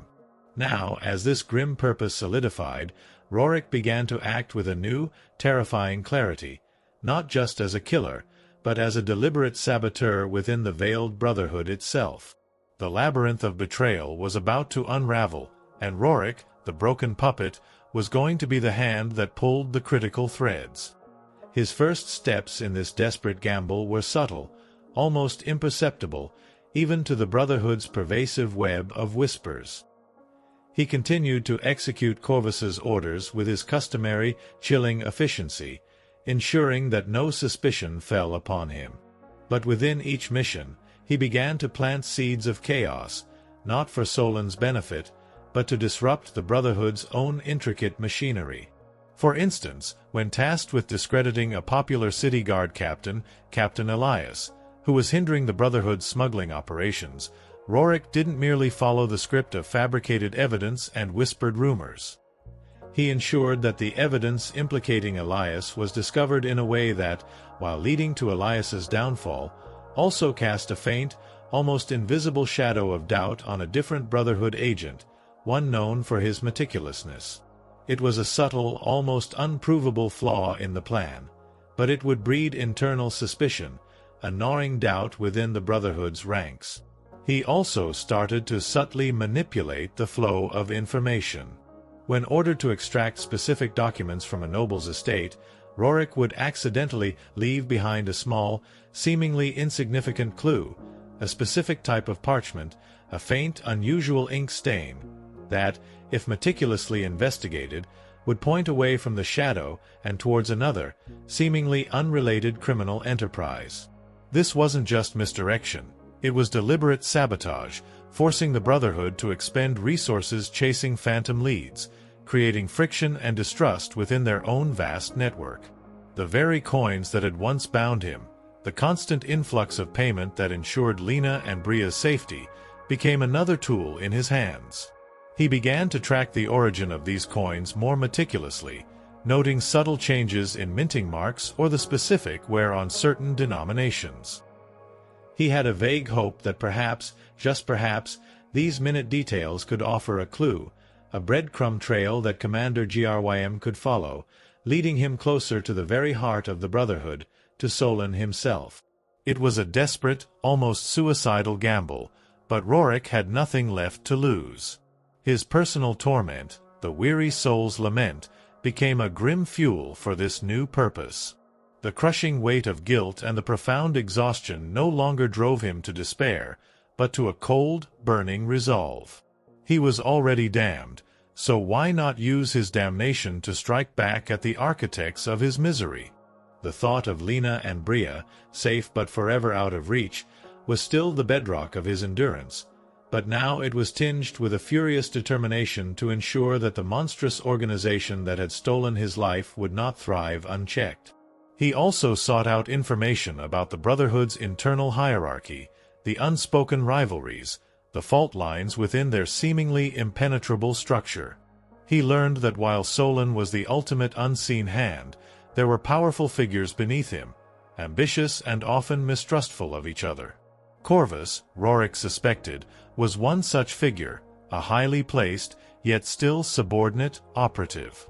Roric began to engineer scenarios that would subtly pit these internal factions against each other, creating instability from within. He would complete a mission, but ensure that the credit for it, or the collateral damage it caused, could be attributed to a rival faction within the Brotherhood, fostering animosity and drawing attention to their internal power struggles. The danger of this path was immense. If the Brotherhood, or more specifically, if Solon ever suspected his true intentions, his end would be swift and brutal. They had eyes and ears everywhere, and their punishments were legendary. Roric had to maintain the perfect facade of the obedient, broken tool, even as his every action was a deliberate act of defiance.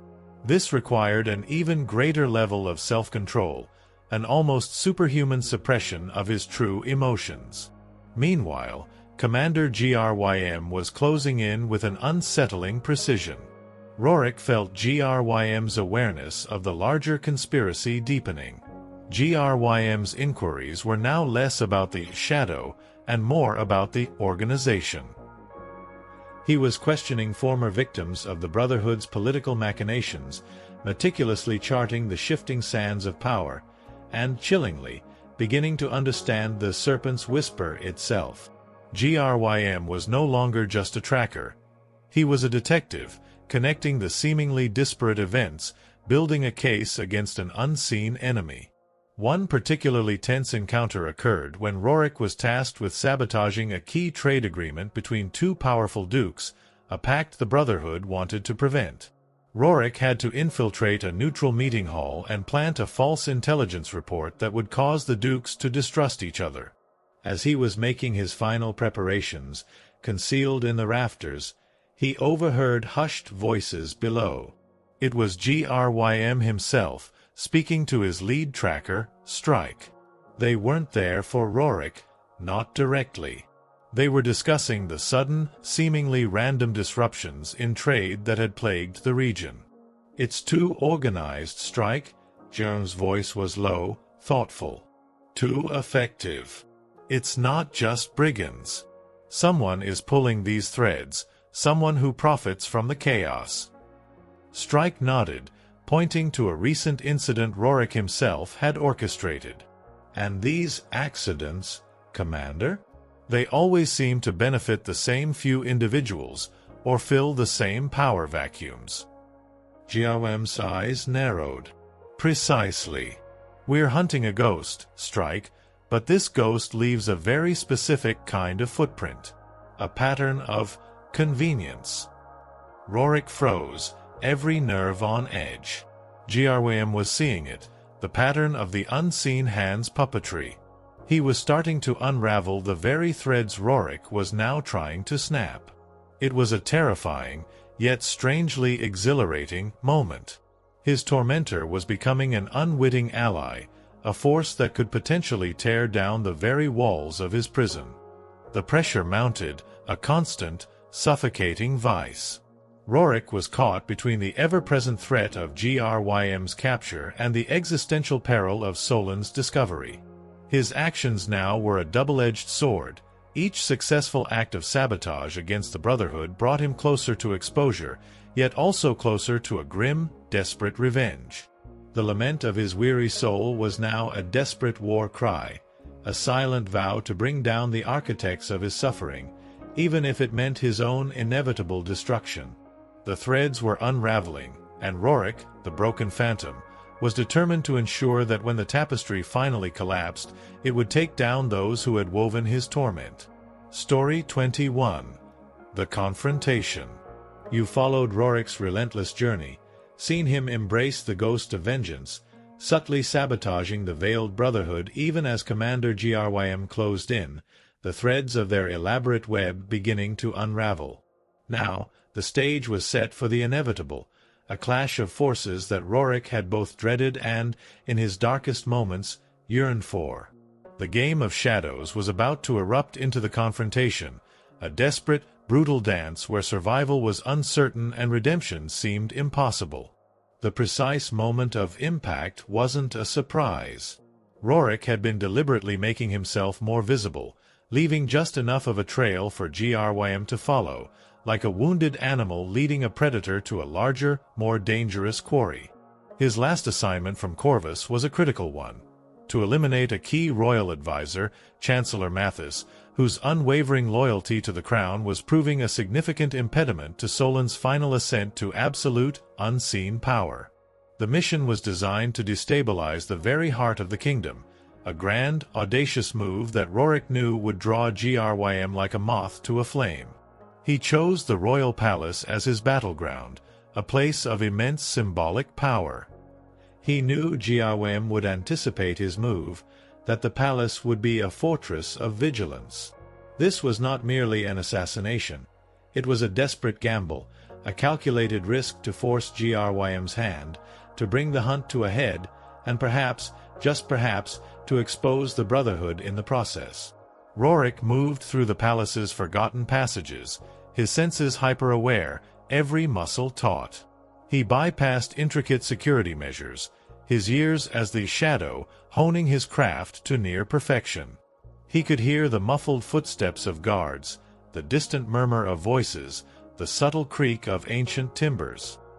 He was a phantom, yet he could feel the cold, calculating eyes of Commander Grym fixed upon him, even from a distance. Grym was here. Roric could taste it in the air, a metallic tang of anticipation and grim resolve.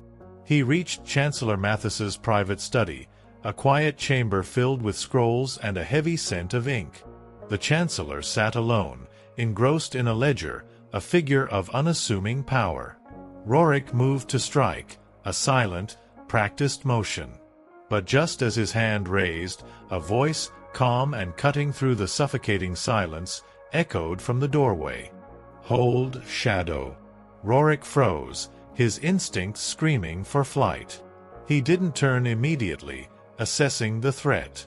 Commander Grym stood there, not with a drawn sword, but with an unwavering gaze that held Roric captive. Behind him, Roric could sense the presence of Strike, Grym's lead tracker, and a small elite team of guards, their weapons drawn, their faces grim. Grym hadn't just tracked him. He had anticipated his target, his timing, his very approach. "I know who you are, Roric," Grym said, his voice surprisingly quiet, devoid of malice, yet filled with an iron certainty. "Or rather, who you were. The farmer. The man who lost everything. The man forced into this shadow." Roric finally turned, slowly. His face was obscured by his hood, but his eyes, weary and haunted, met Grym's. He felt a strange mixture of raw fear and a perverse sense of relief. The endless hunt was over. The game had finally found its resolution. "You speak of things you cannot know," Roric rasped, his voice rough from disuse. "I know enough," Grym countered, taking a single, measured step forward. "I've followed your trail, Roric. Not just the bodies, but the whispers, the patterns, the deliberate chaos you've sown. You are not a simple assassin. You are a tool, a very effective one, for a much larger, unseen hand." Roric felt a jolt. Grym saw it. He understood the unseen hand's puppetry. "The Veiled Brotherhood," Grym continued, his voice dropping to a near whisper. "They control you, don't they? They forced you into this. They dangle your family's safety as a shield." Roric's guard, already weakened by exhaustion and the truth of Grym's words, wavered.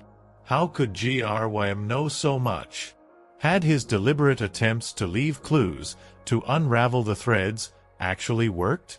"And Solon," Grym pressed on, his eyes never leaving Roric's, "their true master. The one who pulls the strings. The one who turns men like you into monsters." A wave of bitter rage, hot and sharp, coursed through Roric. Grym's words were a mirror, reflecting the agonizing truth of his existence. He was a monster, yes, but one forged by an even greater evil. The ghost of vengeance flickered brighter. "So, what now, Grym?"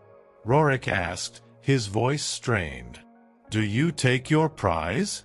The infamous shadow?" Grym looked at him, his gaze surprisingly sympathetic. "That depends. You've been a weapon, Roric. But weapons can be turned. The chaos you've caused, the trail you've left, it has led me to the Brotherhood. To their weakness. To Solon. But I need more. I need an opening." Roric understood immediately. Grym wanted him to turn, to become a weapon against his former masters. It was the ultimate, chilling irony. To fight for justice, to destroy the very force that had consumed him, he would have to continue playing the shadow, perhaps even for Grym. "And my family?" Roric asked, the words raw, exposing the last vulnerable shred of his humanity. "If I fall, they fall. If I am exposed, they are dead." Grym's expression hardened, a grim understanding passing between them. I cannot guarantee their safety, Roric. Not directly. But Solon will not tolerate a rogue asset. If you are silent, if you are captured, if you are discovered to be compromised, your family will pay the price. You know this. Roric did know. The labyrinth of betrayal extended to every corner, every unspoken promise. The Brotherhood would silence him, and anyone connected to him, without a second thought. Grym was offering him a desperate choice: to die as Solon's broken puppet, or to die striking back, perhaps, just perhaps, ensuring that Lena and Bria truly remain safe from the serpent's reach. This is not about justice, Roric, Grym continued, sensing Roric's internal struggle. It is about preventing a greater evil. Solon intends to plunge this kingdom into an unseen tyranny. You have already served his purpose in weakening the old guard. Now, you can be the one to reveal him, to burn his web of whispers. The weary soul's lament was a deafening roar in Roric's mind. He saw the path, narrow and treacherous. It would lead to his inevitable death, perhaps by Grym's hand, perhaps by the Brotherhood's, but it offered a final, desperate chance for meaningful action. A chance to reclaim a sliver of agency, to make his suffering count for something beyond his own damnation. Roric looked at Chancellor Mathis, still oblivious, a pawn in a game he didn't comprehend. Then he looked at Grym, the righteous hunter, and felt a strange connection, a shared burden against a common, insidious enemy. The confrontation had come, not with a clash of steel, but with a silent, agonizing choice. He was the shadow, the ghost of vengeance, and now he was about to make his final, most dangerous move, one that would either secure his family's freedom or lead to his own oblivion, but on his own terms, for the first time in a very long time. Story 22. The Pact of Shadows. You've stood with Roric at the precipice, witnessed the confrontation with Commander Grym, a moment of agonizing choice that offered him a desperate, final chance for agency. Now, as the silent agreement hung in the tense air of Chancellor Mathis's study, Roric forged the Pact of Shadows, an unlikely alliance born of necessity and a shared, profound hatred for Solon and the Veiled Brotherhood. It was a gamble of unimaginable stakes, a perilous dance on the edge of a blade, where trust was a luxury neither man could truly afford. The silence in the room stretched, thick and heavy with unspoken questions. Grym's proposal echoed in Roric's weary mind. Turn against the Brotherhood, become a weapon for justice, and perhaps, just perhaps, secure the true safety of Lena and Bria. It was a devil's bargain, for Roric knew Grym was a man of the crown, and the shadow was a wanted criminal. There would be no absolution, no forgiveness for his past deeds. Only a grim, shared purpose, and a mutual understanding that both their lives and the fate of the kingdom hung by a single fragile thread. Roric finally broke the silence, his voice a low rasp. What do you truly want, Grym? Not the king's justice. Not merely my capture. What drives you to hunt this ghost? Grym's eyes, keen and unwavering, met Roric's. I want to dismantle them, he said, his voice hard. This Brotherhood. They poison everything they touch. They unravel the very fabric of society. I have seen their victims, seen their insidious influence. You are a symptom, Roric, a visible wound. But I mean to excise the disease itself. His gaze hardened. And you, Roric, are the only one who can lead me to their heart. You have walked within their web. You know their whispers. Roric felt a surge of grim satisfaction. Grym understood. He wasn't just after the killer. He was after the masters. The ghost of vengeance within Roric found a strange resonance with Grym's righteous fury. My family, Roric reiterated, his voice strained. Their safety is paramount. If anything happens to them, this pact is broken. And you will find that a cornered shadow is far more dangerous than one on a leash. Grym nodded, a stark, unblinking affirmation. I can offer no guarantees of absolution for your crimes, Roric. But I can offer this, my word and the full resources of the Crown, discreetly, to ensure their continued anonymity and protection once Solon's influence is broken. Your fate will remain separate from theirs. Until then, you remain the shadow. My hunt for you will continue, publicly. This pretense is vital. It must seem as if I am still pursuing you, relentlessly, to keep Solon unsuspecting. This was the core of the pact, a terrifying game of double bluff. Roric would continue to be the shadow, the hunted criminal, while secretly feeding Grym information, manipulating the Brotherhood from within. Grym would continue his public pursuit, lending credibility to Roric's rogue status in the eyes of the Brotherhood, and also drawing attention away from their true, collaborative efforts. It was a perilous tightrope walk. And how do we communicate? Roric asked, his mind already spinning, calculating the risks. Grym outlined a system of dead drops, far more complex and secure than anything Corvus had devised. Specific symbols, specific times, specific locations, changed frequently to prevent detection. They would use coded messages, short, precise instructions that only they could decipher. Grym would also feed Roric information about the Church's movements, about rival lords, about anything that might allow Roric to appear to be acting independently, or provide leverage against the Brotherhood. Our first task, Grym began, his voice dropping, is to undermine Corvus. He is Solon's direct hand. If we can weaken his grasp, we can create an opening to identify Solon himself. Roric felt a cold thrill. Corvus, the enigmatic messenger, the one who had condemned him to this hell, was now a target. This was the vengeance Roric sought, not a direct kill, but a methodical dismantling of the forces that had broken him. Over the next few weeks, the Pact of Shadows began to take shape. Roric continued to receive orders from Corvus, carrying out his grim tasks with meticulous precision. But now, each action was a carefully orchestrated double play. When instructed to disrupt a shipment of armaments intended for a border lord, Roric would accidentally leave behind evidence that implicated a different Brotherhood cell, creating internal strife and drawing Grym's attention to another facet of their network. He fed Grym information, piecing together the Brotherhood's command structure, their financial dealings, their agents within the various guilds and noble houses.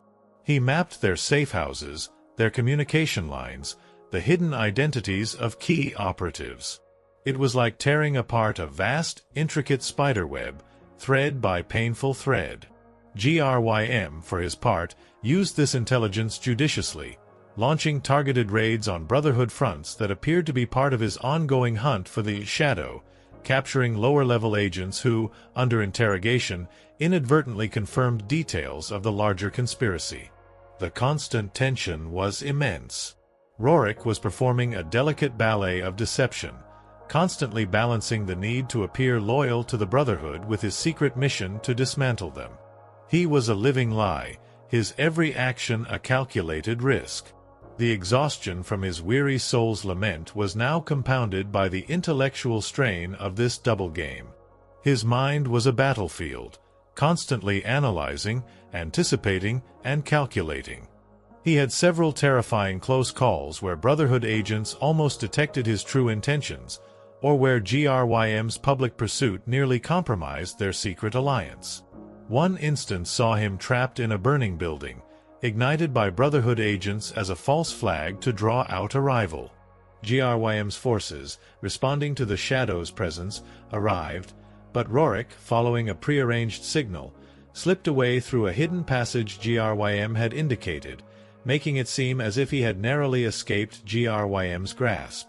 The precision of their coordination was chilling, a testament to the fragile trust they had begun to build. Through this clandestine communication, Roric learned more about Grym's unwavering dedication. Grym was risking his career, perhaps his life, to hunt down Solon. His pursuit was fueled by a profound sense of justice, a stark contrast to Solon's cold, calculated ambition.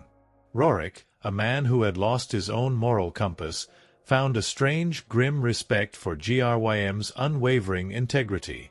The cold embrace of guilt still clung to Roric, but it was now laced with a new, fierce determination.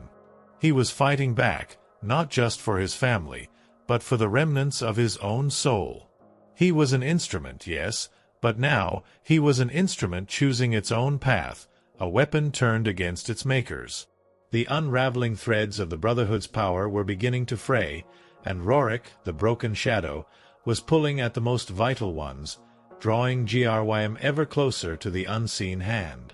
The confrontation had been merely the beginning. The true war was just starting, a war fought in the shadows, where the Pact of Shadows was the only hope against the Serpent's unseen whisper. Story 23. The Unveiling of Solon. You followed Roric's agonizing journey, witnessed the perilous Pact of Shadows he forged with Commander Grym, a desperate gamble against the Veiled Brotherhood. Now, as the threads of Solon's unseen power began to fray under Roric's deliberate sabotage and Grym's relentless pressure, the moment of truth loomed. The silent war of whispers and shadows was about to erupt into the stark, terrifying light of the unveiling of Solon, the true face of the unseen hand. The collaboration between Roric and Grym had grown surprisingly effective. Roric, moving within the Brotherhood's ranks as their obedient shadow, fed Grym precise intelligence. He mapped their hidden communication nodes, identified key financial conduits, and exposed the false identities of high-ranking operatives who thought themselves beyond suspicion. Grym, in turn, used this information with cunning precision, launching raids that seemed like random successes, but were in fact surgical strikes that chipped away at the Brotherhood's foundations, causing internal paranoia and making Corvus and his lieutenants increasingly desperate. The pressure on Corvus became palpable, even from Roric's distant vantage point. Roric could sense the growing frustration in Corvus's terse messages, the subtle shift from cold command to barely contained irritation. The meticulously crafted web of whispers was becoming frayed, its connections strained by Grym's persistent counterintelligence. Grym, now understanding the nature of the Serpent's whisper, was actively working to disrupt its flow, planting false leads and spreading carefully crafted counter-rumors that sowed discord within the Brotherhood itself. Roric's sabotage grew bolder. When tasked with securing a particular artifact from an ancient vault, an item Solon apparently deemed vital for a mysterious ritual, Roric ensured that the artifact was subtly damaged, its power diminished, before delivering it to Corvus. He also arranged for a small, easily traceable inscription to be left on the vault wall, one that vaguely hinted at internal Brotherhood discord, leading Corvus to suspect treachery within his own ranks. Each act was a desperate gamble, risking immediate discovery, but driven by the burning ghost of vengeance that consumed him. The physical toll on Roric was immense. He was a living skeleton, propelled by sheer will. The constant vigilance, the double life, the pervasive guilt, and the relentless fear of exposure had pushed him beyond human limits. His weary soul's lament was a constant, dull ache, but it was overshadowed by the grim satisfaction of seeing Solon's grand design begin to crumble. He was a force of destruction, bent on tearing down the very architects of his torment, even if it meant his own inevitable demise. Grym, too, felt the growing urgency. His reports to Roric through their dead drops became more direct, more focused on the ultimate goal, identifying Solon. "The web is fraying, Shadow," one message read. "They're growing desperate. This is our chance. Solon must show his hand." The breakthrough came from an unexpected source, a low-level Brotherhood courier Roric had been deliberately cultivating with subtle, misdirecting clues. This courier, an ambitious young man eager for promotion, was convinced that a rival was trying to undermine him. Roric, posing as a disillusioned contact, fed him just enough information to make him fear for his standing, pushing him to seek out a higher authority within the Brotherhood to clear his name. The courier, desperate and paranoid, followed a trail Roric subtly laid, leading him to a heavily guarded, seemingly innocuous merchant's guild hall in the heart of the capital.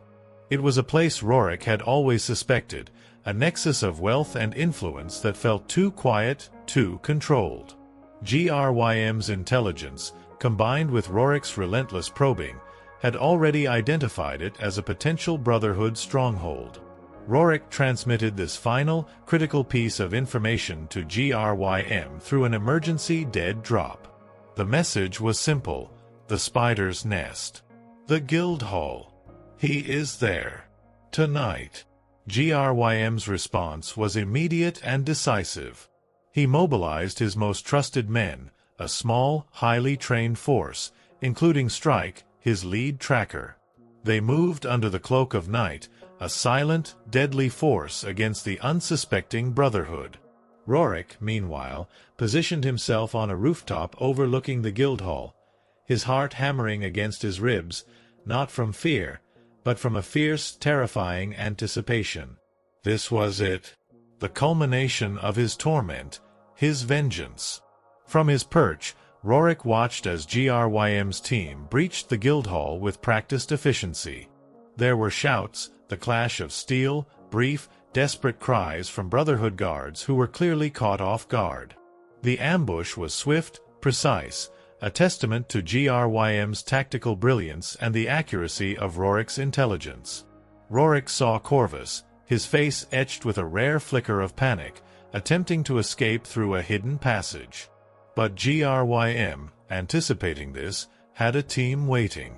Corvus was captured, a snarling, defiant figure dragged into the light. This was a significant blow, severing Solon's primary hand. Then, from deeper within the Guildhall, a figure emerged, flanked by a few elite guards.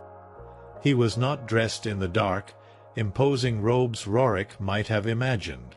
Instead, he was a man of moderate height, clad in rich, but unassuming merchant's attire.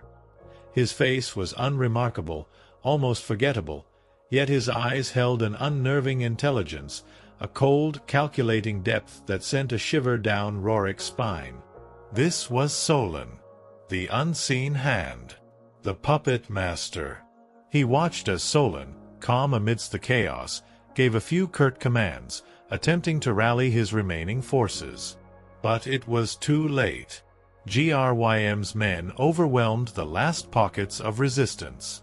Grym himself moved with a grim determination, cutting through the remaining guards, his gaze fixed on Solon. The confrontation was swift. Solon, despite his cunning, was not a fighter. He was an architect of shadows, not a warrior. Grym disarmed him with brutal efficiency, bringing him to his knees. The silence that followed was deafening, broken only by the sounds of restraint and the distant cries of the captured Brotherhood agents. From his rooftop vantage point, Roric saw it all. The architect of his misery, the man who had stolen his life and turned him into a monster, was finally unveiled, brought into the light. There was no grand speech, no dramatic reveal, just a quiet, almost anticlimactic capture. But for Roric, it was everything. The venom of the serpent's whisper had been neutralized. The ultimate betrayal had been answered. He felt a profound, almost overwhelming wave of exhaustion. The adrenaline that had fueled him for so long drained away, leaving him hollow, trembling. He had succeeded. He had delivered Solon into Grym's hands. His vengeance, though cold and brutal, was complete. But what now? The mission was over. The pact was fulfilled. He was still the Shadow, a wanted criminal, his hands forever stained, his soul forever scarred. The weary soul's lament returned, sharper than ever, now mixed with the profound emptiness that followed the cessation of his singular, consuming purpose.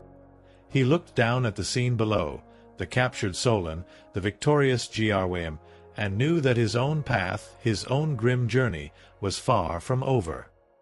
He had unveiled the monster, but he was still a creature of the night, bound to the shadows until his final breath. Story 24. The Aftermath of Fire. You've stood with Roric on that rooftop, witnessing the unveiling of Solon, the culmination of his grim vengeance.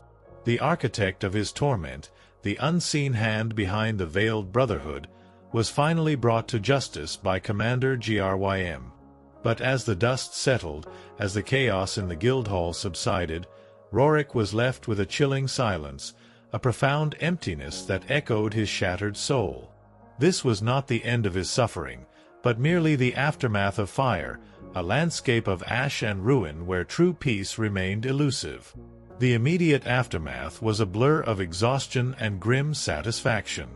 Roric watched Grym's men secure Solon and Corvus, binding them, their faces a mixture of defiance and cold fury. There were no triumphant shouts, no grand speeches. Just the quiet efficiency of justice served. Roric, from his perch, felt the last vestiges of adrenaline drain from his body, leaving him profoundly, utterly spent. The ghost of vengeance, once a burning fire, was now a cold, flickering ember. He melted away from the rooftop, a phantom retreating into the pre-dawn gloom. His pact with Grym was fulfilled. Solon was captured. The threat, for now, had been neutralized. But where did that leave Roric? He was still the shadow, a wanted man, his hands irrevocably stained by years of brutal deeds. The path that had consumed him for so long, the single-minded focus on vengeance and survival for Lena and Bria, had ended, leaving him adrift in a world he no longer recognized, a world he had helped to tear down. He found a secluded alcove beneath an old bridge, a familiar hiding spot, and slumped against the cold stone. The weary soul's lament returned, amplified by the sudden cessation of his desperate purpose. He had no more targets, no more orders from Corvus. The constant pressure of the hunt from Grym was gone, replaced by a suffocating quiet. He was free, in a sense, but it was a freedom devoid of joy, a vast, empty expanse stretching before him. He thought of Lena and Bria. Their faces, once his sole reason for endurance, were now clouded by the distance of his monstrous transformation. He had saved them, yes, ensured their anonymity and their safety from the Brotherhood's insidious reach. But at what cost to himself? He was no longer the farmer, the loving husband and father. He was a weapon, honed by blood and betrayal, incapable of returning to the light. The memory of Mavis's kindness, that fleeting glimpse of humanity, served only to underscore the vast chasm between the man he once was and the ghost he had become. Days blurred into a monotonous cycle of evasion and introspection. Roric moved from place to place, seeking no specific destination, only the quiet anonymity that had become his solitary existence. He avoided populated areas. The very sight of normal life, of families laughing and children playing, was a torment. He was an outsider, forever marked by the darkness he had wielded. He often thought about Grym, the man who had relentlessly hunted him, yet ultimately became his unwitting ally. Grym, the embodiment of justice, had used the shadow to defeat a greater evil. Roric wondered what Grym would do now. Would he still pursue him, the infamous killer, to finally bring him to the king's justice? Or would he, recognizing the grim necessity of their pact, allow the shadow to fade into the abyss, an unacknowledged hero, a forgotten tool? Roric knew that Grym was a man of principles, and those principles demanded retribution for his crimes. The question wasn't if, but when. The cold embrace of guilt was now his only constant companion. It seeped into his bones, a permanent chill that no warmth could dispel.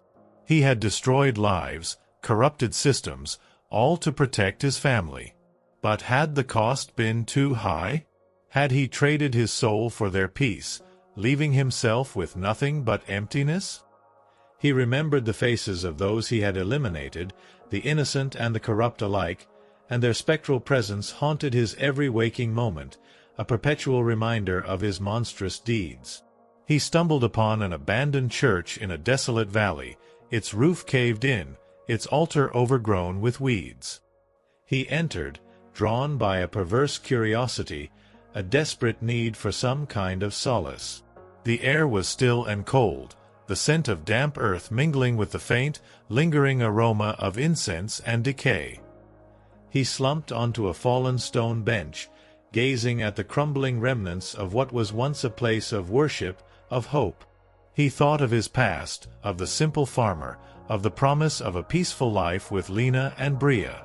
Those memories felt like fragments of a dream, distant and ethereal, almost as if they belonged to another man entirely. He was a survivor of a war few would ever know, a battle waged in shadows and whispers, and he was the last man standing, broken but unbroken. The aftermath of fire was not a moment of peace, but one of stark clarity.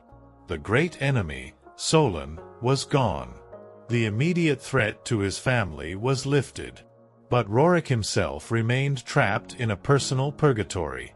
He had been a weapon, used by one force against another, and now the war was over, but the weapon remained, forever primed, forever dangerous. He was a ghost, not of vengeance anymore, but of a life lost, forever wandering no sanctuary. He knew he could not return to his village, to Lena and Bria. He was a shadow, and shadows clung to the light, eventually corrupting it. His continued presence would be a constant danger, a beacon for lingering Brotherhood elements, or for Grym's relentless pursuit, if he chose to renew it.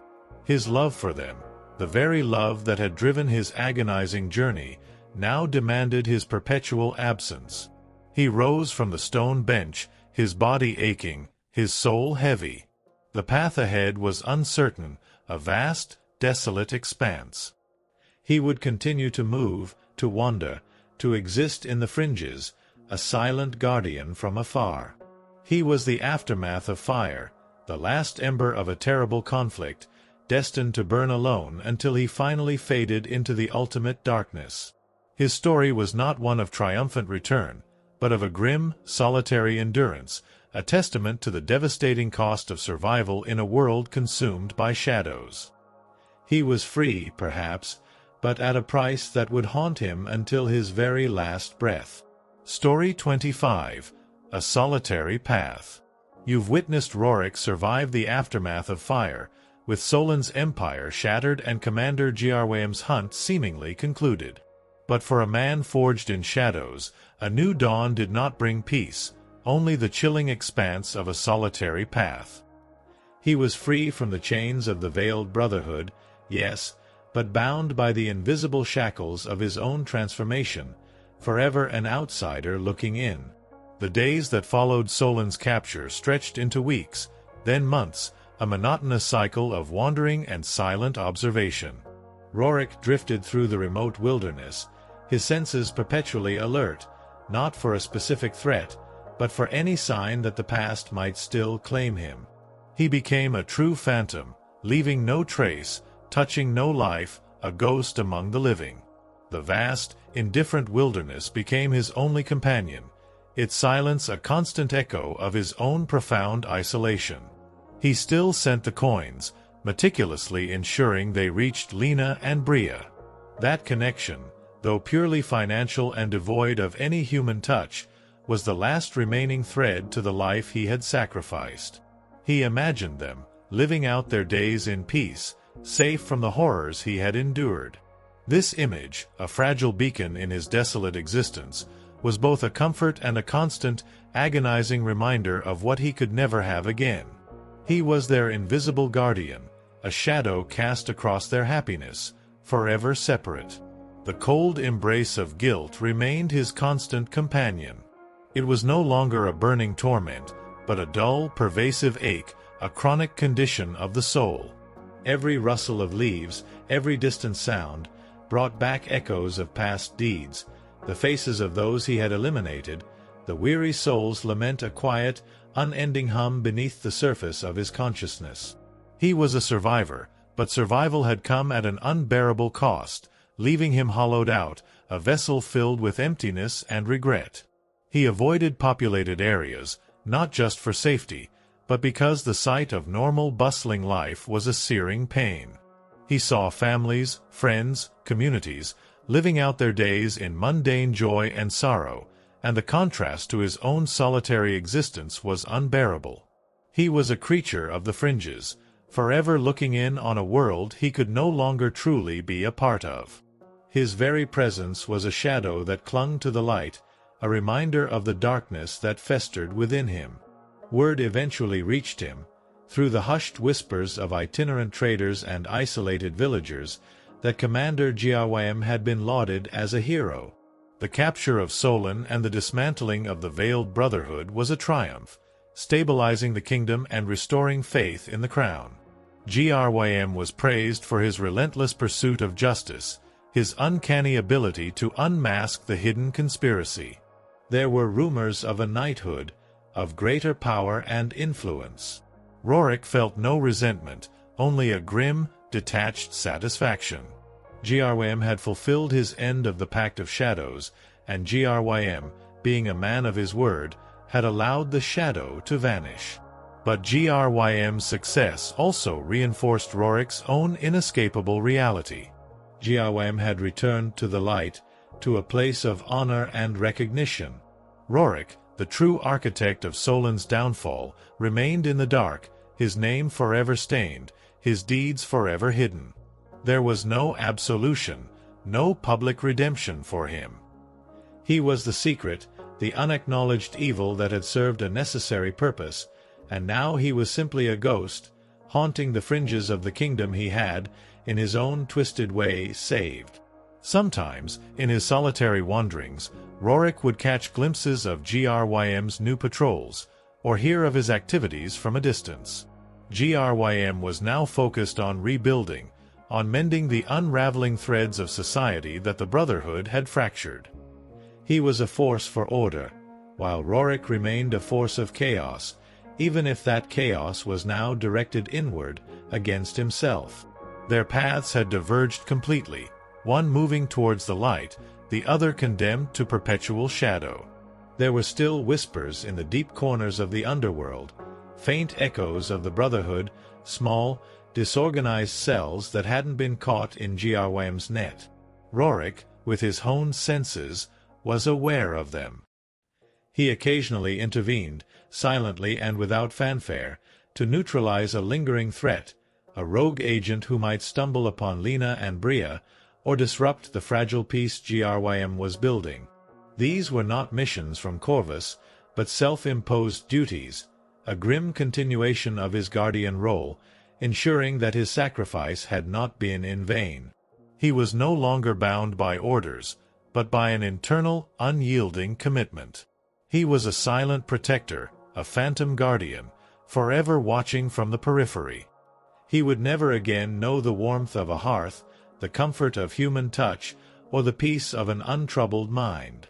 His life was one of perpetual movement, a lonely vigil against the lingering shadows of a world he had helped to purify.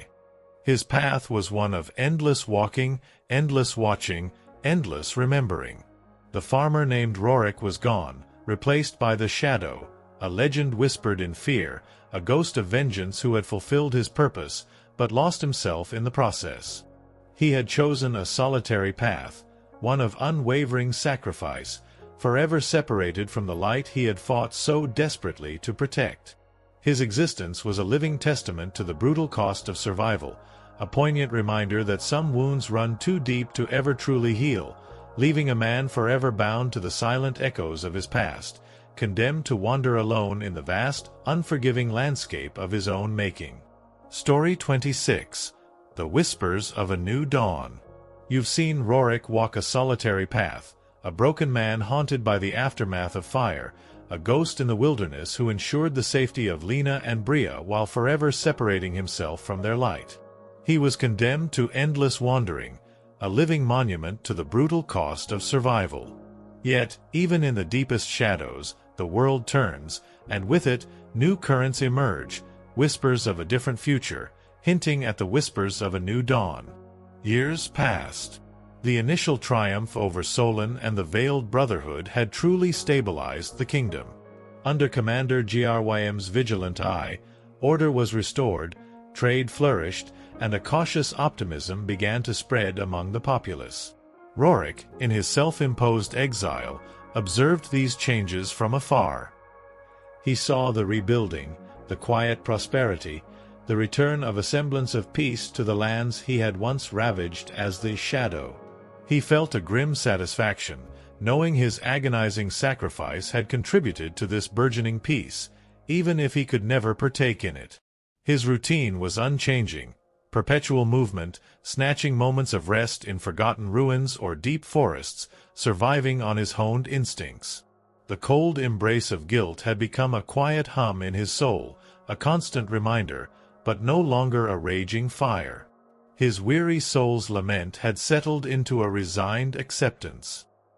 He was a sentinel, watching from the fringes, ensuring that no lingering threat from the Brotherhood, no new shadow, imperiled the safety of his family or the kingdom. One day, while resupplying the meager funds for Lena and Bria through a trusted, anonymous intermediary, a process that had become a silent ritual over the years, Roric lingered in the outskirts of a prosperous merchant town. He saw children playing in the sun, their laughter light and unburdened. He saw farmers bringing in bountiful harvests, their faces etched with the satisfaction of honest labor, not fear. He saw a young couple walking hand in hand, their future bright with simple promise. It was a world he had fought for, a world he had once known, now flourishing in his painful absence. Then he heard it, a different kind of whisper. Not the insidious, manipulative whispers of Solon's network, but the earnest, hopeful murmurs of change. He listened to travelers in secluded inns, to market vendors discussing new opportunities, to even common folk speaking of the king's justice and the commander who cleansed the shadows. The kingdom was not just recovering, it was evolving. He learned of new policies being enacted, focused on fairer taxation, on greater support for rural communities, on strengthening the common folk rather than just the nobility. These were policies that directly addressed the very grievances Solon had exploited to sow chaos. And behind many of these initiatives, Roric heard the name Commander Grym. Grym wasn't just a hunter. He was a builder, a reformer, actively working to create a more just and equitable society, a direct antithesis to the Brotherhood's insidious control. Roric felt a strange sensation, a faint, almost imperceptible stirring of hope within his barren soul. Grym was not just a man of justice, he was a man of progress. He was ensuring that Roric's immense sacrifice had not been in vain, that the chaos Roric had been forced to unleash truly led to a better, more stable world. Grym was planting seeds of true change, preventing the very conditions that could give rise to another brotherhood. The whispers of a new dawn were not just about political reform. They were about the human spirit. Roric heard stories of communities coming together, of old feuds being set aside, of a shared sense of purpose emerging from the darkness. People were cautiously optimistic, daring to dream of a future free from fear and manipulation. This hope, so alien to Roric's own existence, was a powerful force, a soft light pushing back against the shadows he inhabited.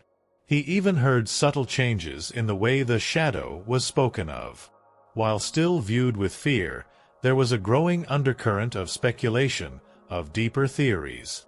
Some whispered that the shadow was a force for good, a necessary evil that paved the way for the commander's cleansing. Others spoke of a lone warrior, broken by circumstance, who had chosen to walk in the dark for a hidden purpose. These were not the narratives spun by the church or the king's court, but the organic murmurs of a people trying to make sense of the strange, brutal events of the past. Roric realized that even in his anonymity, his grim saga had taken on a life of its own, a silent legend shaping the perceptions of the new era. The greatest catalyst for this internal shift came when Roric, on the edge of Lena and Bria's village, received confirmation of their well-being. His intermediary, a quiet, trustworthy woman, provided a small, carefully wrapped package, a crude but vibrant drawing of a field of flowers, clearly drawn by Bria, now a young girl, her hands steadier, her colors brighter. And tucked within it, a single, dried wildflower, a forget-me-not, and a small, elegantly stitched cloth, unmistakably Lena's work. No message, just these tokens. Roric clutched them, his hardened hands trembling. The drawing was a tangible representation of the world he had fought for, a world of innocence and simple beauty.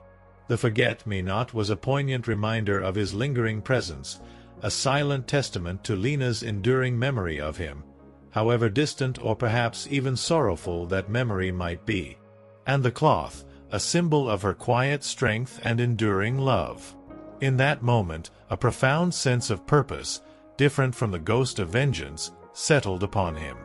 His sacrifice had borne fruit. They were thriving. And because they thrived, a sliver of that new dawn, a faint warming light, managed to penetrate even his desolate soul. He was still the shadow, still alone, but now his solitary path felt less like a punishment and more like a chosen vigil. He understood that his grim work was not truly done. The world was still fragile. Shadows could rise again. But now his vigilance was imbued with a quiet hope, a silent dedication to the flourishing future he had helped to secure. He was a living guardian of that fragile peace, forever unseen, forever unacknowledged. The whispers of a new dawn called to him, not to join the light, but to be its perpetual, silent protector from the encroaching darkness, ensuring that the light, once ignited, would never again be extinguished by the forces he had battled. His journey continued, not towards an end, but towards an eternal, watchful vigil. Story 27. The Enduring Vigil. You've journeyed with Roric through his profound transformation, witnessing his quiet acceptance of a solitary path as the whispers of a new dawn began to grace the kingdom. But the path of a shadow is unending, and for Roric, his existence became the enduring vigil, a timeless watch from the fringes, a silent testament to a world saved and a life forever lost. Years turned into decades. The initial shock of Solon's capture and the dismantling of the Veiled Brotherhood faded into history, becoming tales whispered around hearths, embellished by time. The young generation knew only of the peace that had followed, of the prosperity forged under Commander Grym's wise leadership, a peace that Roric, the unseen ghost, had bled for. Roric remained a creature of habit, a silent guardian. His movements were fluid, instinctual, traversing the vast stretches of wilderness, always circling, always observing. He aged, though the relentless demands of his existence seemed to slow the passage of time on his weathered face. His hair, once dark, became streaked with gray, his body leaner, more sinewy, a testament to countless nights spent in the cold and perpetual motion. His eyes, however, remained startlingly bright, holding the deep, haunted wisdom of 1,000 unspoken experiences. His connection to Lena and Bria became ever more ethereal. The coins continued to be sent, a silent, unwavering promise, a tangible link to the family he could never embrace. He learned, through his distant observations and the occasional, carefully filtered whisper from the world, that Lena had lived a long, full life, a respected figure in their village, known for her quiet strength and resilience. And Bria, his little girl, had grown into a remarkable woman, finding happiness, perhaps even building her own family. Roric saw glimpses of them, from afar, Bria's proud walk, a subtle gesture of Lena's that tugged at his memory. These moments were exquisite agony, brief glimpses of a life he longed for but could never touch. He was their guardian angel, unseen, unheard, forever watching over them from the comforting shroud of anonymity. The cold embrace of guilt had long since intertwined with his very being, a part of the fabric of his soul. It was no longer a torment but a quiet companion, a shadow to his own shadow.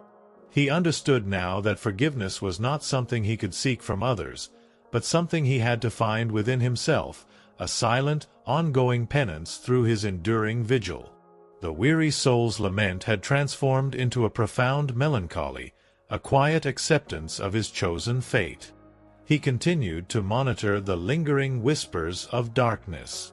Occasionally, a new shadow would emerge, a rogue cult seeking to rekindle the Brotherhood's influence, an ambitious warlord trying to exploit the old power vacuums, a forgotten agent of Solon's network attempting to resurface.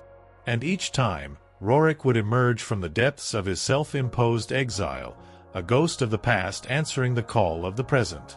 These were grim, solitary tasks.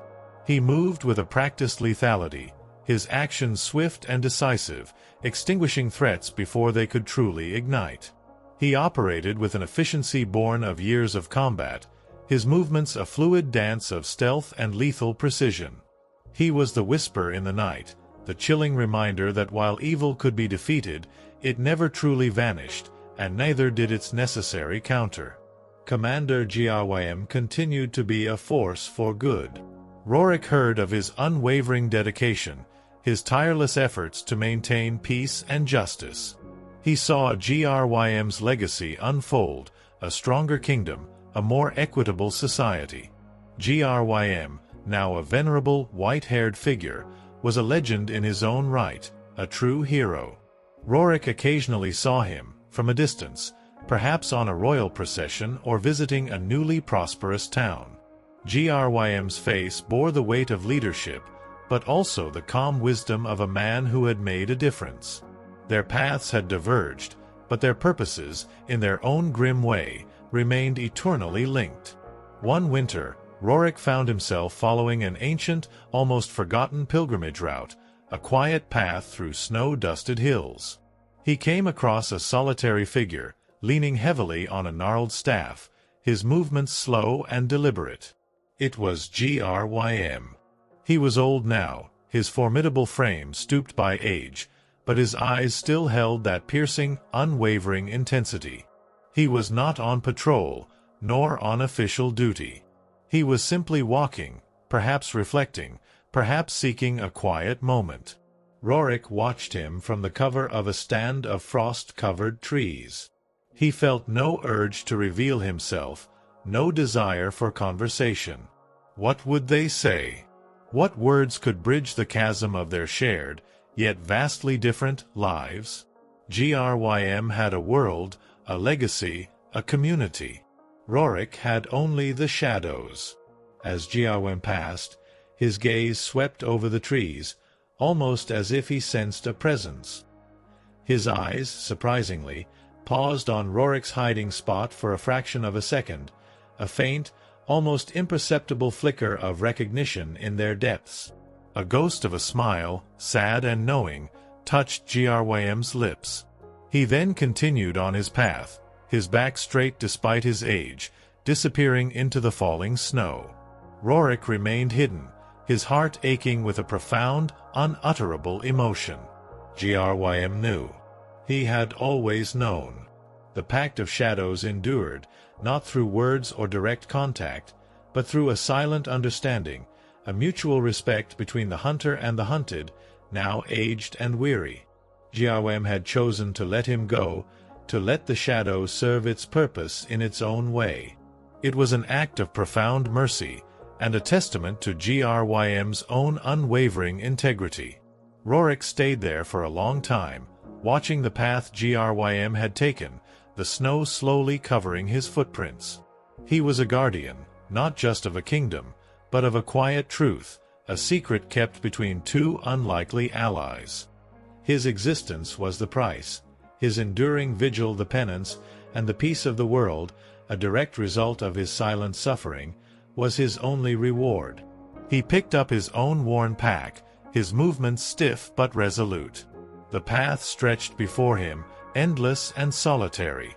He was the shadow, the ghost, the guardian. And so he would remain, until the very last whisper of a new dawn, a solitary figure watching over a world that would never truly know his name, or the immense sacrifice that had shaped its peace.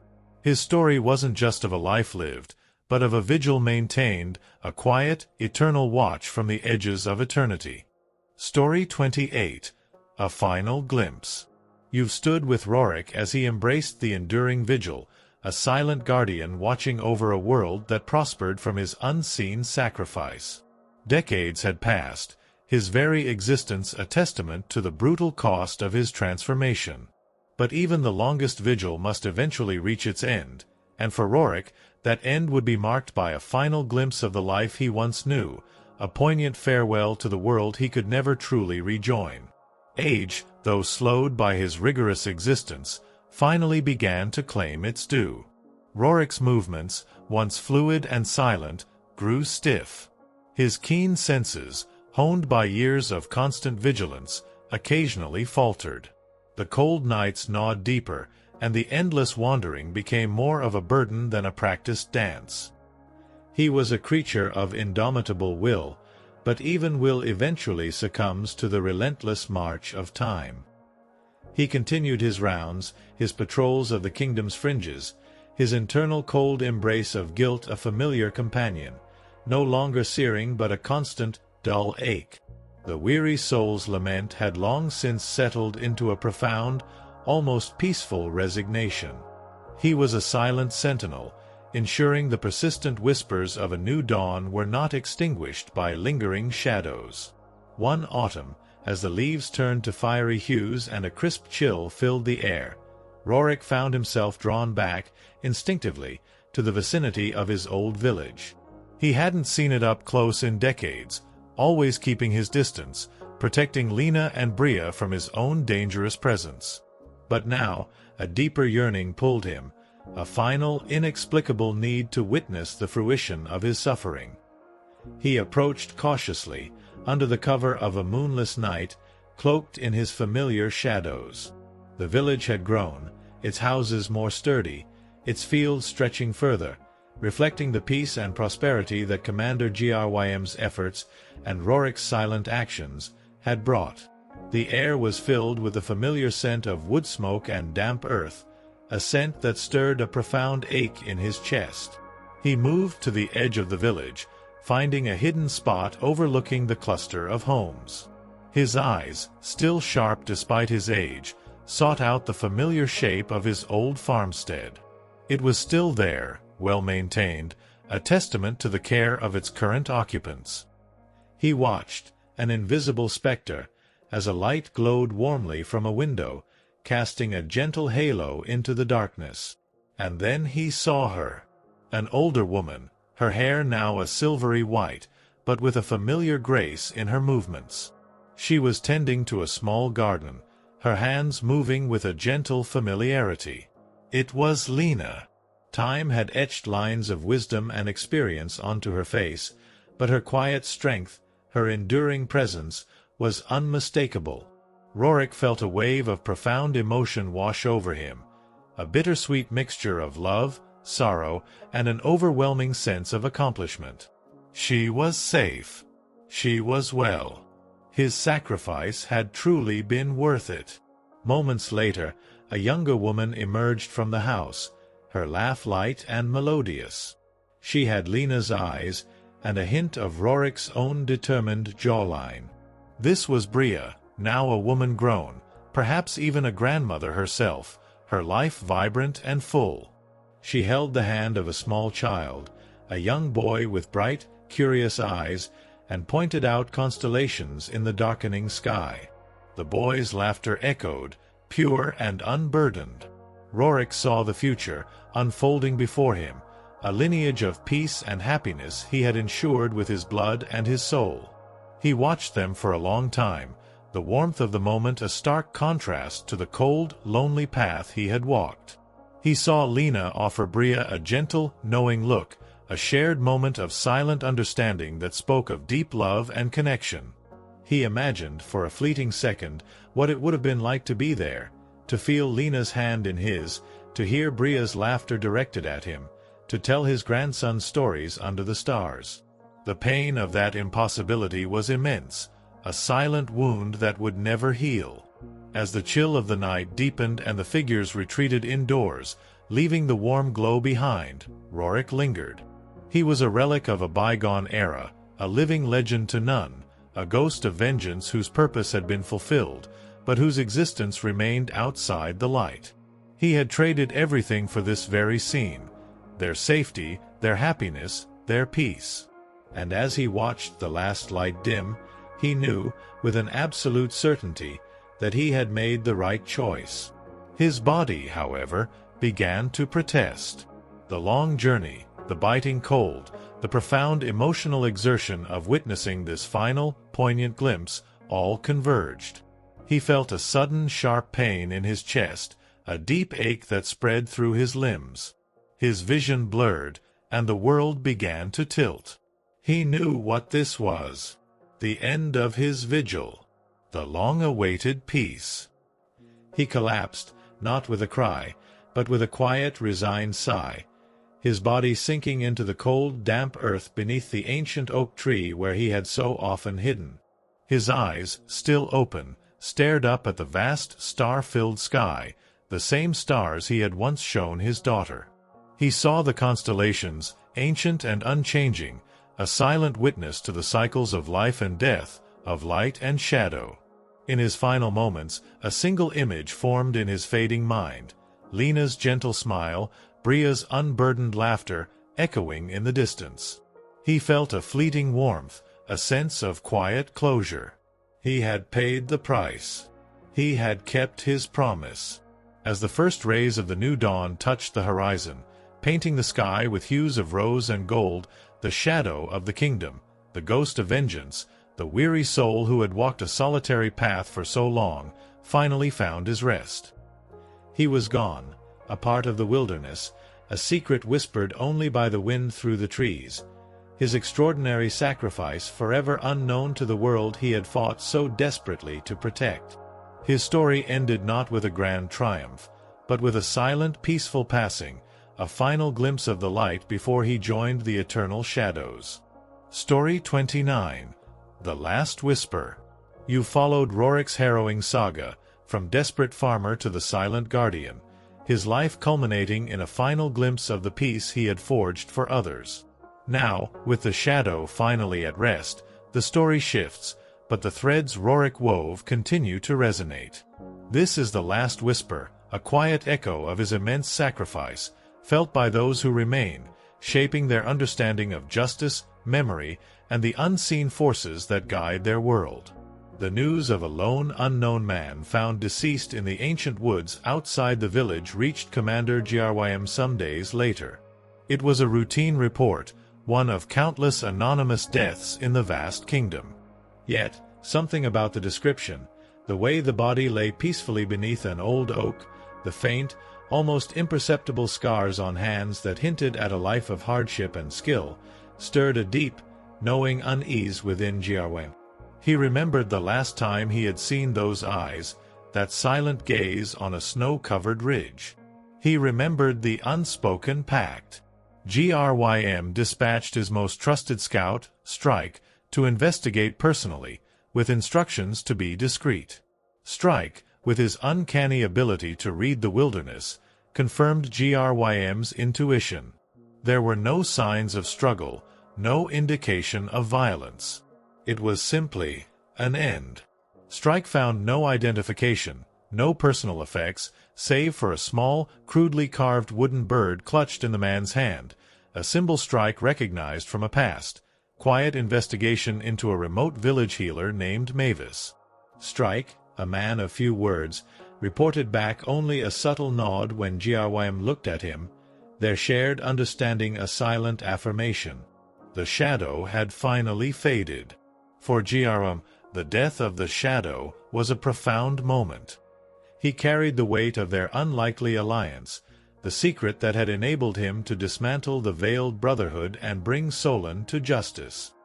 He knew the immense unseen sacrifice that Roric had made.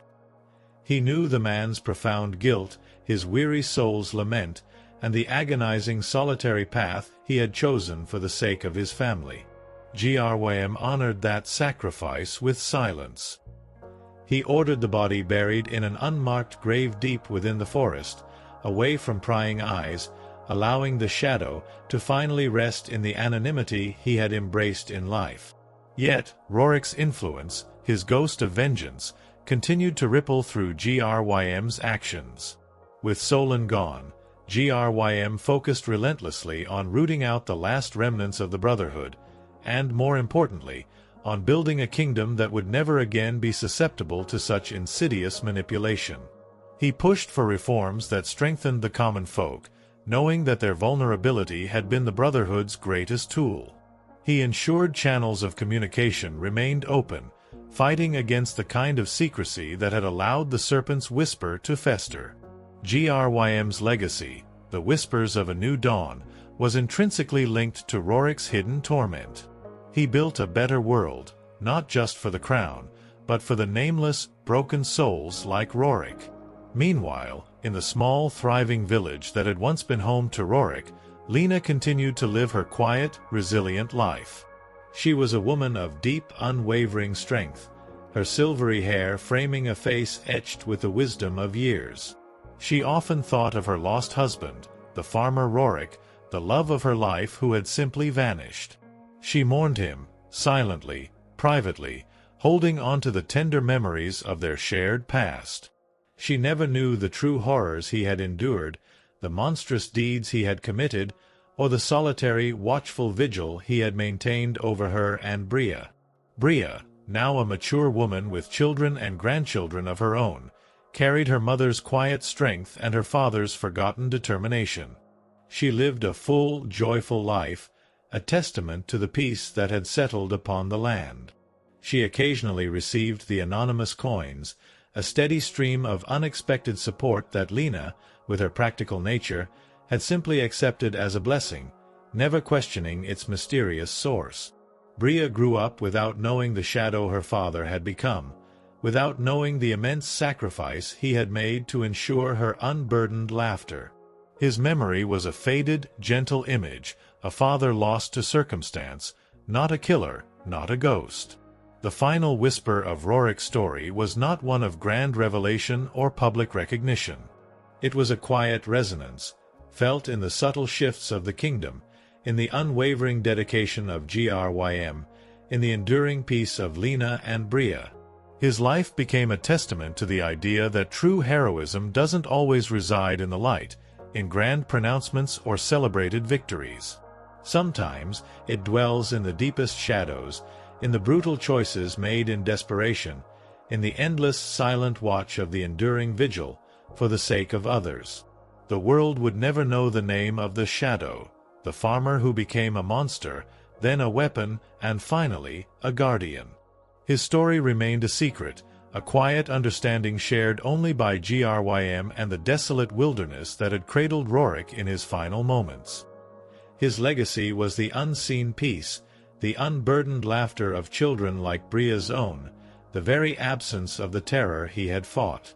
Roric's journey had ended, but the impact of his life, his immense, silent sacrifice, echoed on, a testament to the profound and often unseen costs of safeguarding the innocent.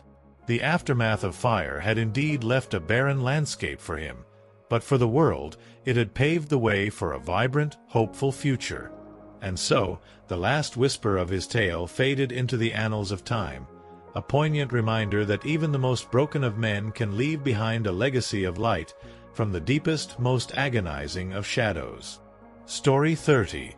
The Echo of a Legend.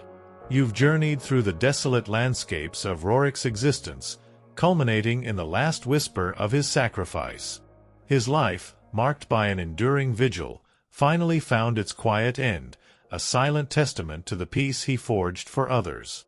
But even as the man faded into legend, the very fabric of his story, a tragic tapestry woven from suffering and sacrifice, began to cast the echo of a legend across the world he left behind, subtly influencing the generations that followed. Decades had passed since Roric's silent passing. The kingdom had continued to flourish under the steady hand of Commander Grym and his successors. The Veiled Brotherhood was a distant, dark memory, a cautionary tale told to wide-eyed children. The whispers of a new dawn had indeed blossomed into a vibrant, prosperous era, a testament to the hard-won peace. But even in times of peace, stories endure, morphing and transforming with each retelling. The legend of the Shadow was one such tale. It wasn't spoken of openly in the royal courts or celebrated in grand ballads.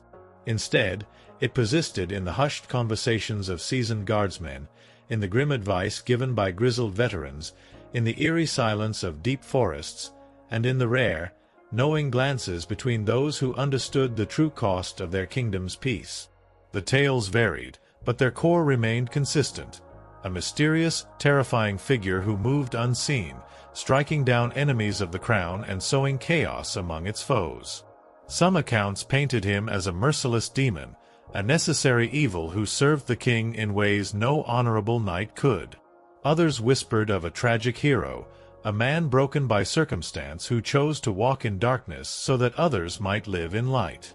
The legend was amorphous, a mirror reflecting the fears and hopes of those who spoke of it. Commander Grym, even in his venerable old age, remained the true keeper of Roric's secret. He never spoke of Roric by name, never explicitly acknowledged the pact. But his actions, his unwavering dedication to justice and to the welfare of the common folk, were a living echo of that grim alliance. He established elite units trained in covert intelligence, in understanding the serpent's whisper, in rooting out corruption before it could take hold. He taught his officers that true strength lay not just in arms, but in understanding the silent currents of society, in protecting the innocent, and in recognizing that sometimes the greatest threats were those that operated unseen. His methods, unknowingly to many, were directly influenced by the lessons he learned while hunting, and ultimately working with the Shadow. His most trusted lieutenants, like Strike, who carried the weight of witnessing Roric's lonely end, also became silent custodians of the legend. Strike, now an elder statesman within the Royal Guard, would occasionally share cryptic tales with promising young recruits, stories of a ghost in the forest who moved with impossible stealth, a reminder that the world held dangers beyond common understanding, and that true vigilance often meant embracing the unconventional. These were the echoes, subtle yet profound, that kept the spirit of Roric's actions alive. Meanwhile, in the quiet village, Lena had passed on peacefully in her sleep, having lived a long, full life surrounded by her family. She had carried the quiet sorrow of her lost husband, but also the enduring joy of her children and grandchildren. Her memory of Roric was of the kind farmer, the loving man who had vanished too soon, a memory untouched by the bloodshed and shadows that had consumed his later years. Bria, now an old woman herself, occasionally found herself gazing at the ancient oak tree at the edge of the forest, a place that held a strange, inexplicable pull for her. She knew a story of a fierce guardian, a silent protector who watched over the village from the shadows, a comforting folk tale told by her mother. She didn't know it was his story, her father's true epic, lived out in agonizing solitude. The small, crudely drawn flower Bria had given her mother, a forget-me-not, continued to be pressed within Lena's worn Bible, a silent testament to Roric's enduring love. The legend's echo here was one of enduring love and unseen protection, a comforting whisper passed down through generations, enriching their lives without revealing its painful genesis. The echo of Roric's legend was not about fame or glory. It was about consequence. It was about the ripples a single, tormented life could send through the vast ocean of history. It was about the unseen forces that shaped the destiny of kingdoms, and the immense, often unacknowledged, sacrifices made in the darkest corners of the world. Scholars, centuries later, would puzzle over certain anomalies in the kingdom's history. The sudden collapse of the Veiled Brotherhood, the remarkably swift and stable reforms that followed, the consistent pattern of strategic interventions against corruption that seemed to lack a clear, identifiable source.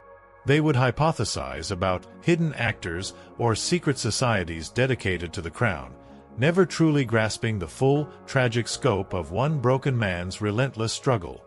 The kingdom, enjoying its long-lasting peace and prosperity, occasionally experienced moments of quiet reflection. In the bustling markets, among the happy laughter of children, one might hear a faint, almost imperceptible whisper, a cautionary tale, a legend of a shadow who once walked among them, a reminder that even in the brightest dawn, darkness could linger, and that some sacrifices, though hidden, cast the longest, most profound echoes through time. Roric's story, the tale of a farmer who became the shadow, a ghost of vengeance, a sentinel on a solitary path, found its true conclusion not in death, but in the lasting impact of his immense sacrifice. His life became the echo of a legend, a testament to the enduring power of love, the crushing weight of guilt, and the profound, often tragic, cost of true heroism in a world forever shaped by the whispers of its unseen past. And as long as peace reigned, somewhere, the echo of the shadow would live on, a silent guardian in the memory of a kingdom.